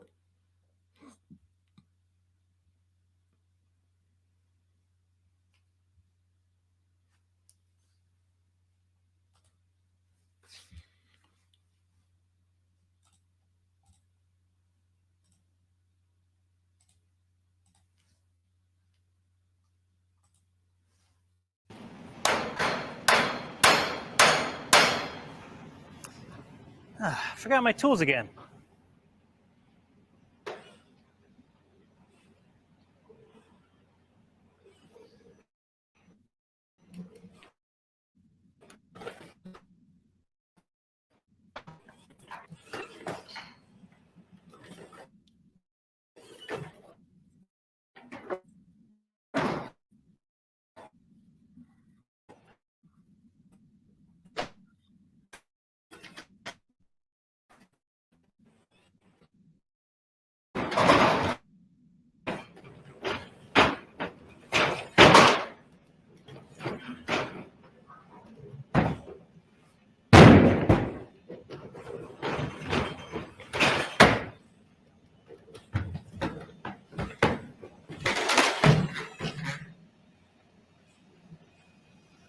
Such a show off.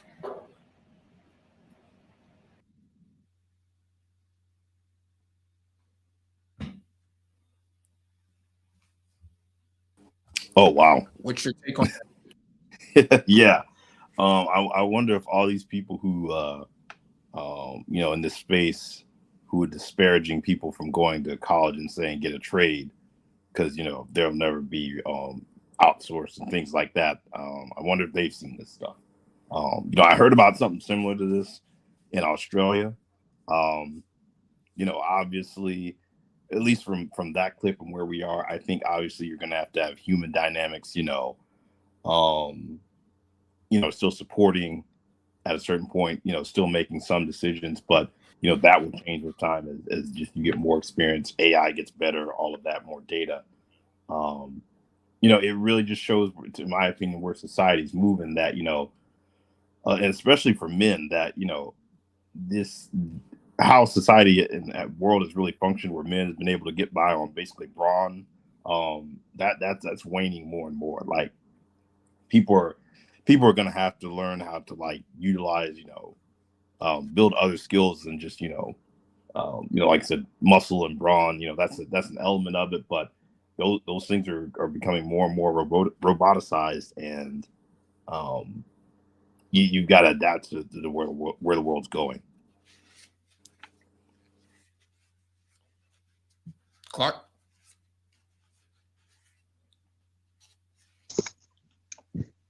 Hey, I didn't catch the question. No, he was just I was asking, what was your take on that?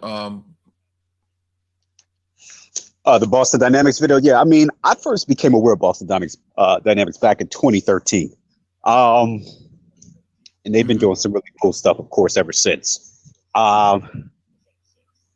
Again, not really sure how this will be employed. I think I'd probably align with what you were saying. I think the most immediate probably employment of these robots will be in search and rescue and maybe war zones to help with transport, etc. Even some of the I think they had like the dog one, and they were showing how it can go in and bring a bomb into a space or take something out. So I think that'll probably be the first immediate use and implications. But I think we've got a ways to go in terms of it replacing maybe more direct human occupational functions. Oh, I'm looking it up, Mike. I didn't realize they're actually Yeah, on the parent company is Hyundai Motor Company. I didn't realize that. Yeah. Yeah, they're right down the street from me.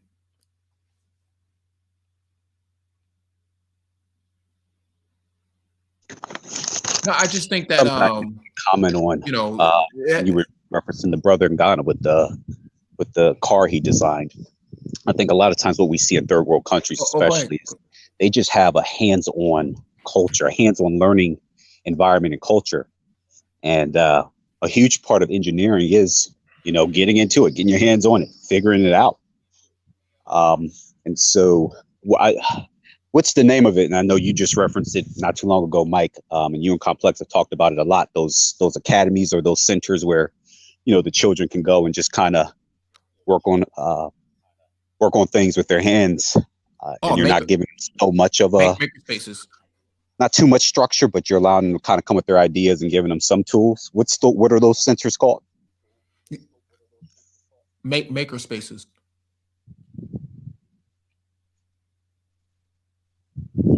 Oh, it's called a maker space. Yeah. I don't know if you can hear me or not. Yeah, Mike, I was going to ask you, do we have any idea how much that robot costs to build? Oh man, that thing's well into the probably well into the $100 million mark. Oh wow. Okay. Yeah, that's the other element is, how do you bring this down to where it's actually affordable for like a smaller type company, obviously. But yeah, I think Clark's right. Mm-hmm. Search and rescue. You'll definitely see this in military. Honestly, probably even some police departments, unfortunately. Yeah, I mean, Boston Dynamics works with Massachusetts State Police, so it doesn't surprise me that they were already using the dogs and stuff like that, the robotic dogs and stuff like that. But no, I think the upfront cost is always going to be expensive. I mean, it costs $1 million just to have people sit in the room. So you imagine how many scrum meetings they're going to have. If they're meeting, a dozen times a month, man. Yeah, you already spent 10 million out the gate. So it's not uncommon that something like this would cost 100 million up front. What's going on, Jay Sean? What's going on, boss? Good to see you. Happy New Year. Chilling, bro. Is that Renaissance? Yeah, Happy New Year, bro. Yeah, What's up, same to you. What's up, Jay Sean? Long time, brother. Good to see you. Yeah, same to you. You still in Germany? Yeah, I'm still in Germany. It's about 6 a.m. I'm up, ready to go to work. Okay. Yeah, but I wanted to show you guys something since we were talking about robotics, because I'm actually yes, sir. Invested into a couple of startups. So I guess I'll share the wealth. And I think they're still taking investors, but more importantly, I wanted to show you guys some of the technology. One of them is a company called Graze. It's the automated, self-automated lawnmowers, and they're doing good numbers, and they're still taking investment. I think that's the future. So I'm sorry, I didn't even share my screen. Mm-hmm. I could show it to you better than I can tell you. Let me share my screen. Mm-hmm. I'll just show you the website, and it speaks for itself. All right, so yeah, this is a company called Graze, and they got this is one of the companies I invested in. I invested in a few startups, that I think is going to be the future, and this is one of them. So I have shares in this company, and it's coming to market soon, man. They already doing sales and doing business with golf courses and stuff like that. But I think it's the future. And another company that I'm invested in is this company called Robotics, and they're making all the automated fast food systems. For coffee shops, fast food shops. This is the wave. This is coming. And they already got some of them installed in some businesses, even like places like White Castles. I'm trying to think of another one. In-N-Out Burgers using it. So they got places they're installing them and testing them out. And I think it's going to blow up. So I have shares, and I have shares. Mm-hmm. I got stocks in one of the companies and shares in the other. I can't remember which one. I think I got shares in this company and stocks in the other. But anyway, they're still taking investment as well. So these are things that, I want brothers to look at when we look at robotics and stuff in the future. Get smart on them, but also put your money into them. I know a lot of cats want to do the crypto shit. Me, I'm a real estate. I'm a index fund and startup guy. That's my thing. So people are like, hey man, how you work in the government? You got so much money and you travel. Because I have other streams of revenue, and I've been doing this for 20 years. I might not sound like it, but I've been doing this for a long time. Making money, investing in companies and stuff. And yeah, of course I took L's, but I got a lot of fucking wins. I promise you I do. Yeah.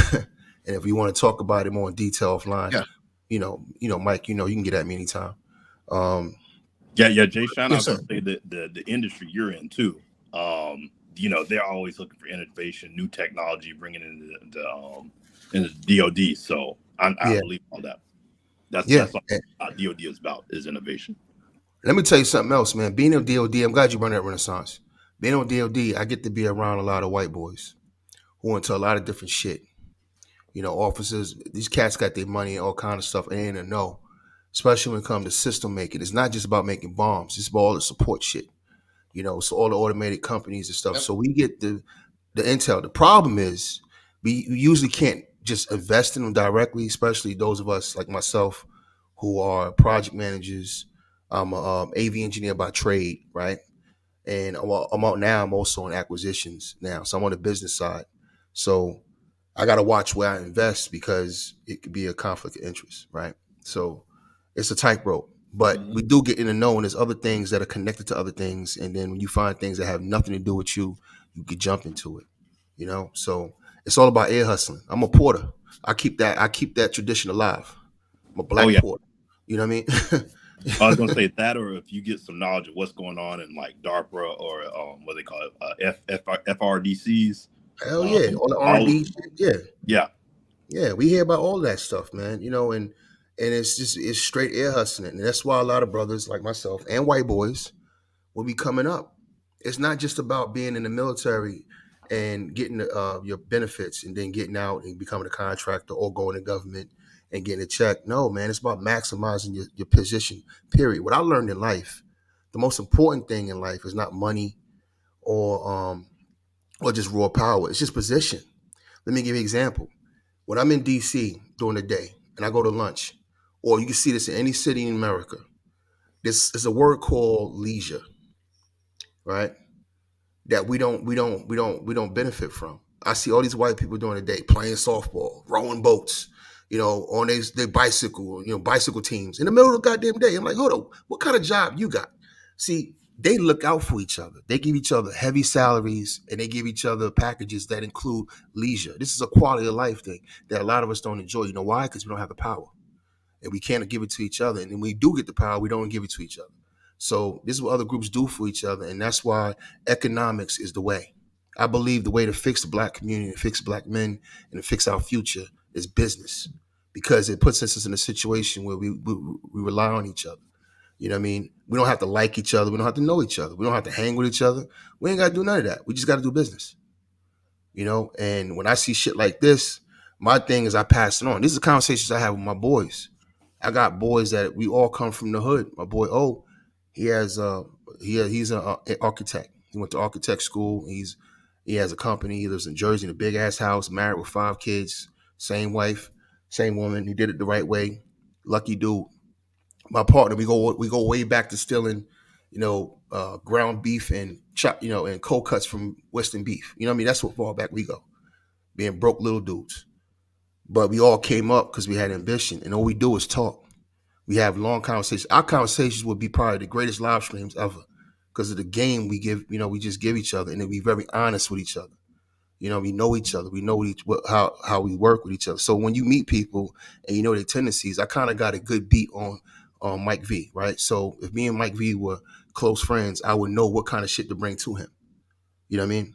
I would know what kind of things to bring to him, what kind of things to put him on to, because this is what he would probably get into, which would maximize that conversation. And this is how we got to think as black men, and we're not doing that. You know what I mean? Across the board, it's too much of me, too much rugged individualism. You know what I mean? Being around these same white boys also learn that they don't like each other. They stab each other in the back all the time, but they have a code of conduct. And that's what we have to develop. And that code of conduct they have is based on survival and business. All right? That's why they have such a code of conduct. Yeah, we can call it white supremacy, we can call it white nationalism, but it is what it is. It's still a code of conduct of business. You know what I mean? So even if they don't like each other, they still work with each other, and they damn sure going to work with each other before they work with you. Absolutely. But thanks for putting us on to this, man. I'm familiar with Grays. I wasn't familiar with Miso. I think Complex actually covered Miso before. I might be wrong on this. I know Complex followed this stuff really deeply. And food. Yeah, they've been around for a while. Dark kitchens and stuff like that. Yeah, they've been around for a while. Complex covered them in the past. Hey, and you know what? Both of these startups are really relevant too, because I was listening to NPR the other day, and they were talking about the labor shortage. That basically you got 10 million jobs open, you got 6 million people unemployed. That basically what happened during the pandemic is that a lot of immigrants who come to this country, they basically stopped coming because everything was shut down, which, that's what, when you hear a lot of politicians, these people talk about immigration, they really don't talk about it. It's an economic issue. The economy's booming. That's when you're going to have people coming from Mexico, wherever, to try to, basically come in, get some jobs, make some money, send it back home. Some may stay and some may go back home and do their thing. But, there's a shortage right now. So this is a perfect thing that solves a lot of industries specifically that are hurting when you start talking about, fast food and basically landscaping and agriculture, really, with graze. Those are two prime areas where people are in need of workers that, I think this shortage is just going to push them to try to automate even quicker. Just because, like I said, once you step away from the culture war thing and stuff you hear in the manosphere and you really get down to business, why there's really no solution to this immigration thing is because businesses need these people. They really don't care about what color they are or whatever. At this point, they need these people to work these jobs so they can make their money. And if they can't do that, they got to turn to technology. Right. And that's exactly what's happening in America. Yep. And I just want to say real quick, I was wrong about Miso. Miso's investment was closed, but Graze is still open. They're giving common stock at $7. When I bought my stock, it was at $3 and change. So I'm just letting you know where it's at. But $7 is still not bad. I think the stock is going to blow up once somebody buys it, because somebody's going to come along and buy this technology. They're going to buy this company outright. Somebody like John Deere, Caterpillar. Yeah, exactly. Somebody's gonna come along and get them. So right now they're just showing out, and I'm looking at their performance. I'm looking at some of the contracts they've gotten so far, some of the revenue. All right, I'm like, all right, they're making the right moves. They're putting themselves out there. They put their leg out. They're showing leg right now. They're showing a lot of leg, and somebody's gonna jump on them. You know what I mean? And when somebody jump on them, it's gonna be a wrap. This stock's gonna explode. Yeah, and Jay Sean, to your point too, I know you're in acquisitions. The other piece too is even if there's another company that beats them out, in acquisition space, companies just buy other companies basically because they're our competition. We don't want to deal with them. Just buy them out and shut them down. Yeah, that's true too.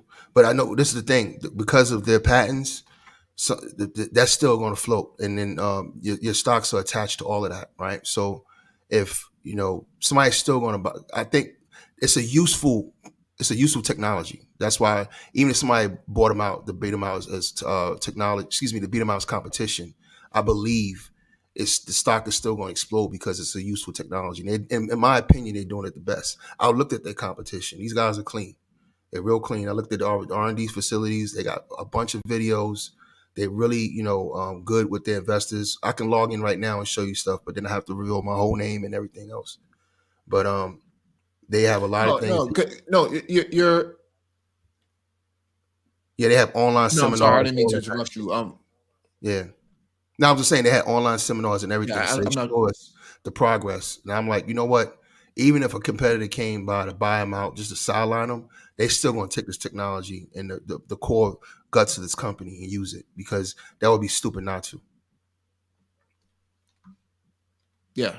No, because it says Series B. It says it's in the Series B round. So that means that they're doing fairly well for themselves. They're raising enough capital. If I logged in right now, but that will reveal my whole goddamn everything. But no. There's no need for that. No. Yeah, he's all my emails and stuff from them. So I've been doing this with them for a minute. You know what I mean? So anyway, I'm just letting you know. And I got other investments I'm into. I just wanted to show this because this is robotics. So I got other shit I'm into that's on a different topic. But as far as robotics goes, there's companies like this that brothers should be taking a look at and making some money. No, you're right on it. And from a military application, that would be used for mine clearance, right? In regards to going down uncharted roads and stuff like that, in war zones and stuff like that. But thanks for sharing that, man. I just think that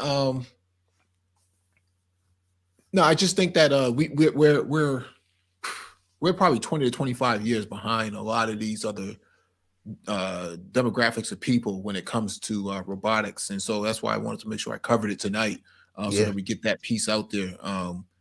Because there's a lot of guys who don't know, like the brother in Ghana, You know, I met a lot of dudes like that a few months ago when I was in Ghana, man. Just like him, man. No real formal education, but they have all the ambition to do it.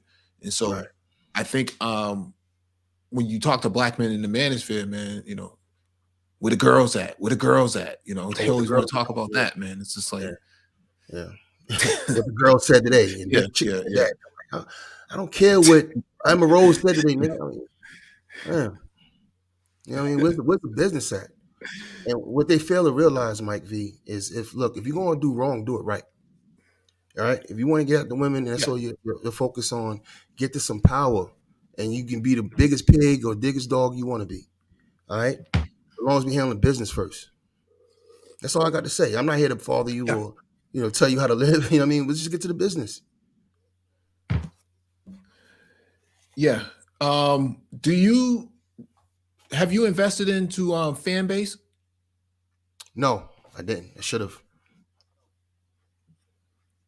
Yeah. That's like the Yeah. Black Clubhouse, isn't it? You know, it's Isaac Hayes. Yeah. It's more like a cross between Instagram, Mhm. Clubhouse, and Twitter, and YouTube. It's a combination of all You the think it's social ever media going to be? platforms rolling Think into it's one, ever going to and be you a make more profit. You think it's ever going to be a competing platform, or you know what I mean? Because I think fan base is going to get bought. I think it is. I think it is very compelling. Mhm. You make more profit than all the other platforms combined. Right. Like if we took the brain trust to fan base, every video we would make profit. Oh wow. You know, per upload, per stream. With Mhm. YouTube, you don't do that, and you get paid instantly. Whereas with YouTube, you get paid every 6 weeks. And so there's a viability for that product. I just think that it's hard to sell black social media products like this. Like black Twitter is what keeps Twitter alive, but no one would ever give black people, you know, their props, give them their flowers for Twitter, right? Right. For sustaining Twitter. Same thing with Clubhouse. That's so what I think it's Clubhouse just too. yeah. Yeah. What's up, Rob, man? I think he's getting the mic Peace, together. yeah, Jay yeah, Sean, peace, what's Mike. your take on this? Yeah, peace, Mike. A piece of the panel, piece of the chat. I was What's just up, finishing. I was just listening to you finish up. Go ahead and finish up. I'll come in after you.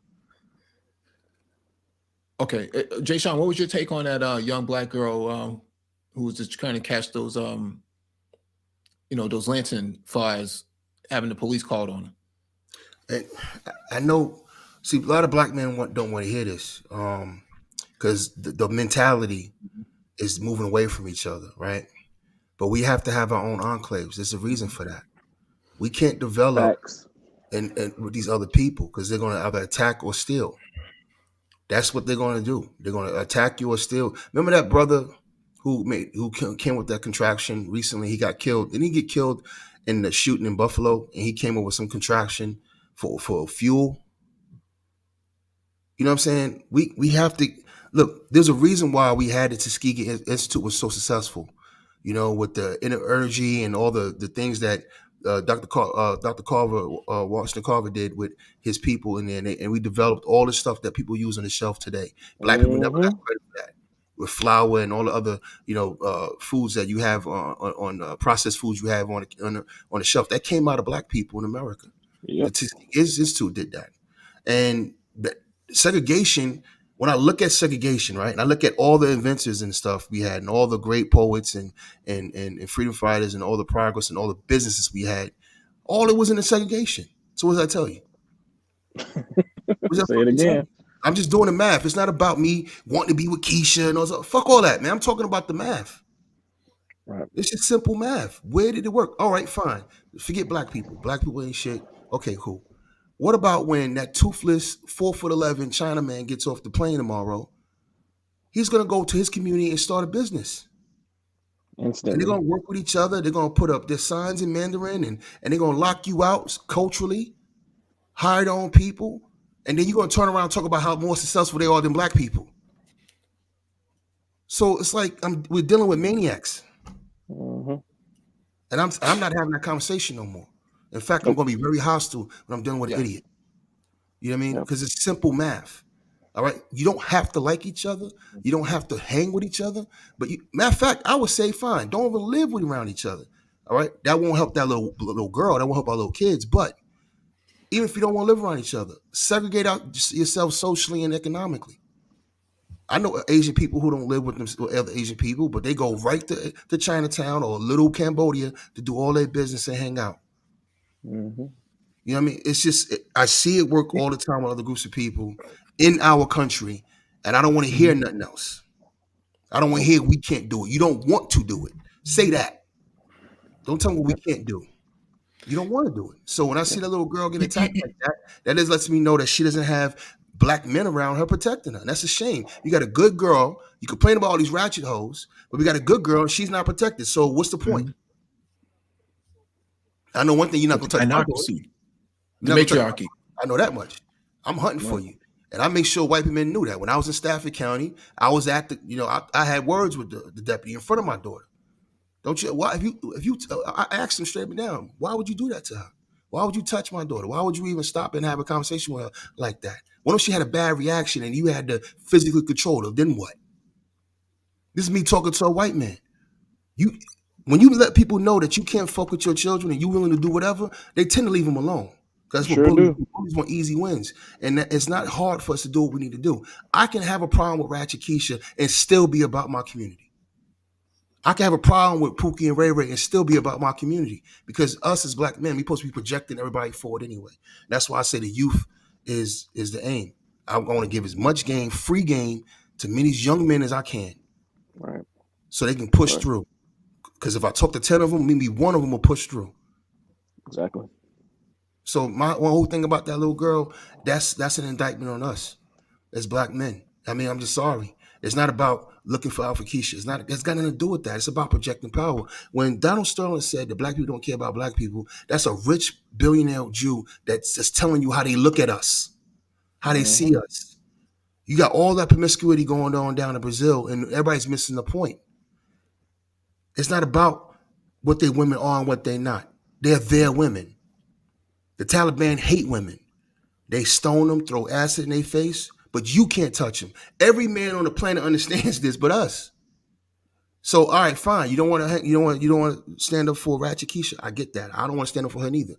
But little girls, come on, man. They should be protected at all costs. But we don't have that mentality, so it is what it is. They get attacked. And so the little boys, she's not the only one. There was a young boy last year that had a problem. Young boy, he was, trying to remember his name, honest student, doing the right thing, was on his way, and got beat up by the cops. You see what I'm saying? Not by the cops, excuse me, by some white dude. They attack our children because they know they're unprotected. And that's a shame, because we got brilliant young men and young girls coming up, and they have no protection. And I for one, don't have a gender banging bone in my body where I'm not going to protect young people. If Mike V, you have a daughter, she don't have to be mine. She's mine today. Right. Facts. End of. Rael's children are mine today. And if you touch them, I'll knock your fucking head off. That's my mentality. Plain and simple. Plain and simple. I don't have control who they fucking, what they do in life. I don't get into people's business like that. There's too much nonsense. It's gossipy and worried about the wrong things. I'm worried about power. I want people to know that when you touch our children, there's going to be a response. That's the point. You know what I mean? And there's a residual effect to that, because that helps my children, or if not, my grandchildren. Mm-hmm. You understand me? That's what the brothers don't understand. It's an echo effect. So anyway, I give my soapbox, but that shit that's hard to watch. It infuriates me, because I have a daughter who's out here doing the right thing, who just graduated base training last week, by the way, y'all. And she's out in Virginia. Congratulations. I just told her. So I'm a proud girl dad. Complex has a daughter. You can't touch her. Not around me, you can't. I'll fuck you up. That's right. I'll stomp you all the way into the ground. I'll work out on you. I'll get my steps in on you. I don't have to go to the gym this week because of you. Yep. It'll be overkill. You touch his daughter in front of me. That's how I'm built. I don't have to know Complex. Me and Complex gotta be good friends. I know he's a black man raising a daughter, and his daughter's being raised by a good dude. You know what I mean? And we need to give her the best chance possible. No different if he had a black son. Yep. And that sister is going to be scarred now, for life. And that's a shame. You know, Go ahead, bro. I was talking to Complex behind the scenes, and this was last year sometime, and I said to him that, when she, it's in reference to his daughter, like when she's ready to go to college, like my family is going to be putting money into a college fund too. Okay. And that's how we think over here in my family. And so Complex is a brother who has had an experience I'm pretty sure most of us have not had in terms of losing his wife.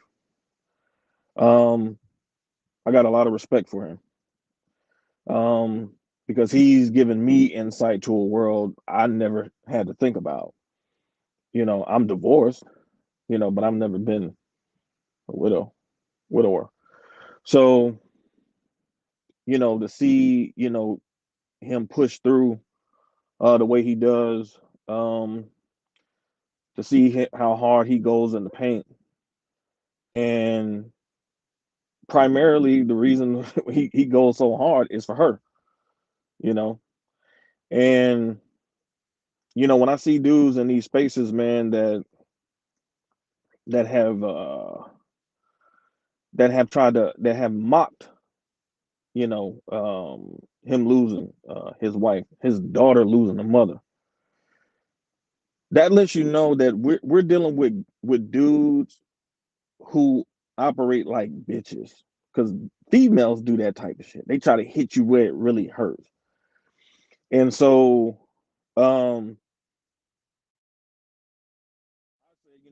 basically in 2023, man, like I'm just not going to associate, man, with these little boys, man, because to me that's what they really are. When I hear a black man giving me every excuse why he ain't doing shit, like why he ain't competing, I just hear a scared boy. And I'm not, associating with that kind of energy, because Booker T. Washington didn't make those excuses. George Washington Carver, who had a master's degree in agricultural sciences, he didn't make that excuse. These were two black men who decided to work together because the black men of their time needed an answer post-slavery. And so Booker T. Washington, after spending his time at Hampton, decided to build a school, a trade school for black men specifically. And they got to work. And when I hear all these dudes making these excuses, man, in this space, man, it just lets me know these are dudes who are not trying to build an institution. And the irony of it is that many of these dudes are know-it-alls, but who don't do shit at the same time, which is ironic. They talk a lot, they talk a good game, but when it actually comes time to actually build something, because that's what we're tasked to do as men at the end of the day. We're tasked to build something. And so when it comes down to actually building something, they will rather look for a problem to complain about.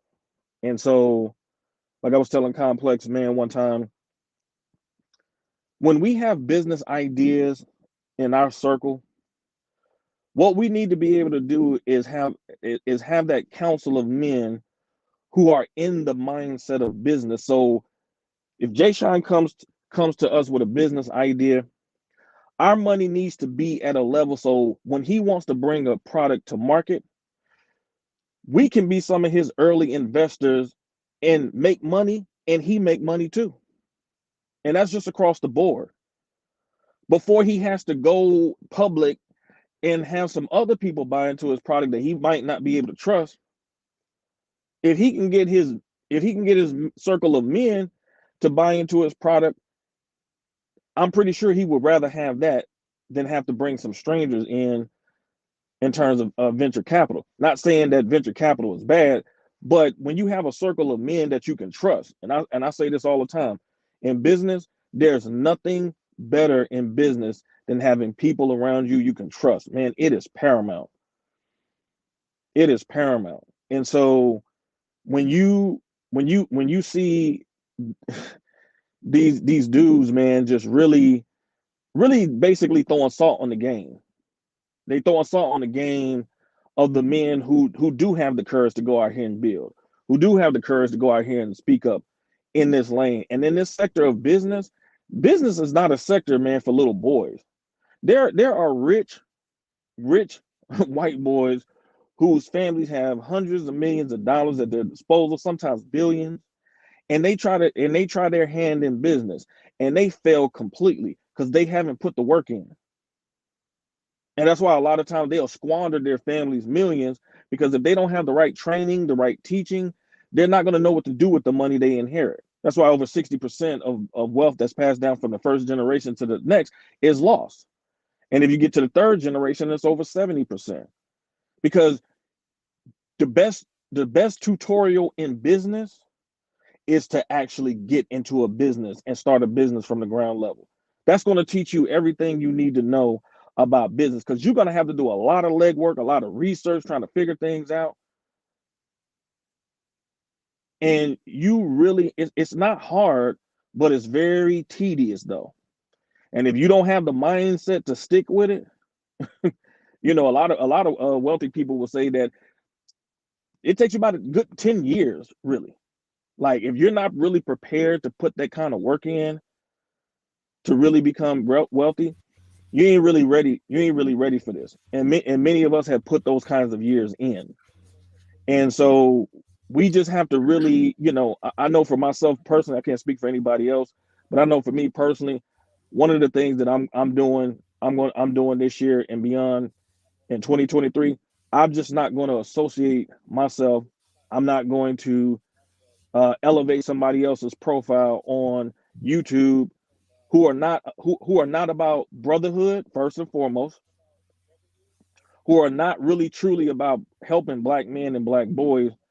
I'm just not going to even participate in their channels, man, because it's a waste of time. We have been in this space far too long to know that the same dudes who were fighting us 3, 4, 5 years ago about what the space is supposed to be about are the same dudes that we keep fighting with now. They have not changed. They're never going to change. And it don't make any sense for us to keep arguing with the same stupid fools, specifically from 2.0. It makes no sense for us to keep constantly arguing with them when we know in the back of our minds, them niggas ain't gonna never do shit. That's just the bottom line. Yeah. We are the men who are supposed to take this to a whole different level, because we have been the ones who have been tasked based on what we chose to do as men, to come together, form our own circles. It don't have to be a circle of 1,000 men. It could be 10. We'll form our own circles, put our resources together. So when we have a brother that comes to the table with an idea, he don't have to feel like he has no support money-wise. And the faster that we can invest in him, the faster we can bring that market to that product to the market, the faster he can make some money and we can make some money. And then when we bring an idea to the table, he can do the same thing, and we keep reciprocating that, and then we form a circle like Voltron. That's what it's supposed to be about. That's it. Cool, man. Let me give everybody their last parting thoughts on before I close out. Clark. Yep. Thanks again, Mike. I don't have much to say. Just appreciate you guys. Appreciate the knowledge. Appreciate the information. And look forward to staying in touch and reaching out. Thank you. Renaissance Man. No, great stream. Nice to see the brain trust back up and running, pumping out good content and great conversation. And Thank you for the two companies, for the two references, Jay Sean. Greatly appreciate it. Oh, no problem, boss. And I guess I'll go next. Yeah, I just want to let y'all know I'm reading an article right now called "Get Out: Black Colorado Ranchers Face Domestic Terrorism," about local whites who say they are trying to steal land. These black farmers in Colorado are being terrorized by black people. I mean, by other groups of people right now, and killing their cattle, fucking with their fences, just doing foul stuff. And this is what we got to deal with. This is what we face with. It ain't going away. You can't talk it away. You can't dream it away. You understand me? This is business. And that's what my mantra is: business is life and life is business, because everything is business. All of it. Being a parent, being a worker, being a colleague, being a mentor, being whatever you are is business. It's business to it. Hell, just being a man is business. And we got to go out and handle our business, because if we don't, we're going to get hit right in the side of our heads when we're trying to do something great, because we don't have any political cover. And that's what business gives you. It gives you political cover. So, that's why we got to get to work and start working on the things that we need to work on, because the truth of the matter is, whether you get a woman from the States or get a woman from overseas, whatever you're doing, you should be able to bring her back to your home country. But the reason you can't bring her back to your home country is because of the business of the country, its laws, its environment. And that's what you need to change first, so you can do whatever you want to do. Like I said, if you want to do wrong, do it right. And start, supporting each other. If a brother has a GoFundMe and he's doing something positive, support it. I'm not going to throw any names out here, but the Manosphere can't even raise $27,000. You know what I mean? That I can't overlook that. I can't overlook that. I don't care how cool I am or how cool I want to be with people, because at the end of the day, what happens for Jay Sean is business. I can't get past that. Nah, I looked at that GoFundMe too, Jay Sean. You were one of the top donors. I can't get past that, bro. If you're doing something real, I don't have to get along with George Macon. But when he's doing something that I think is fly, something positive for those boys, and he can get those little boys around male energy and take them somewhere to get them out of the hood, he gets all my money. I don't talk to him. I don't say nothing. I just send the money. It's the business of things, man. It takes money. You want Dr. C.S. Johnson to be out there, with a good message? Well, put his ass in a plane and put him on a panel somewhere. Put money. I don't want to hear nothing else. Until the space start doing shit like that, I don't respect it. That's all I have to say. Thanks for letting me come up, Mike V. Y'all guys be easy. Good to see all of y'all. All right, guten Tag, bro. Peace, Jay.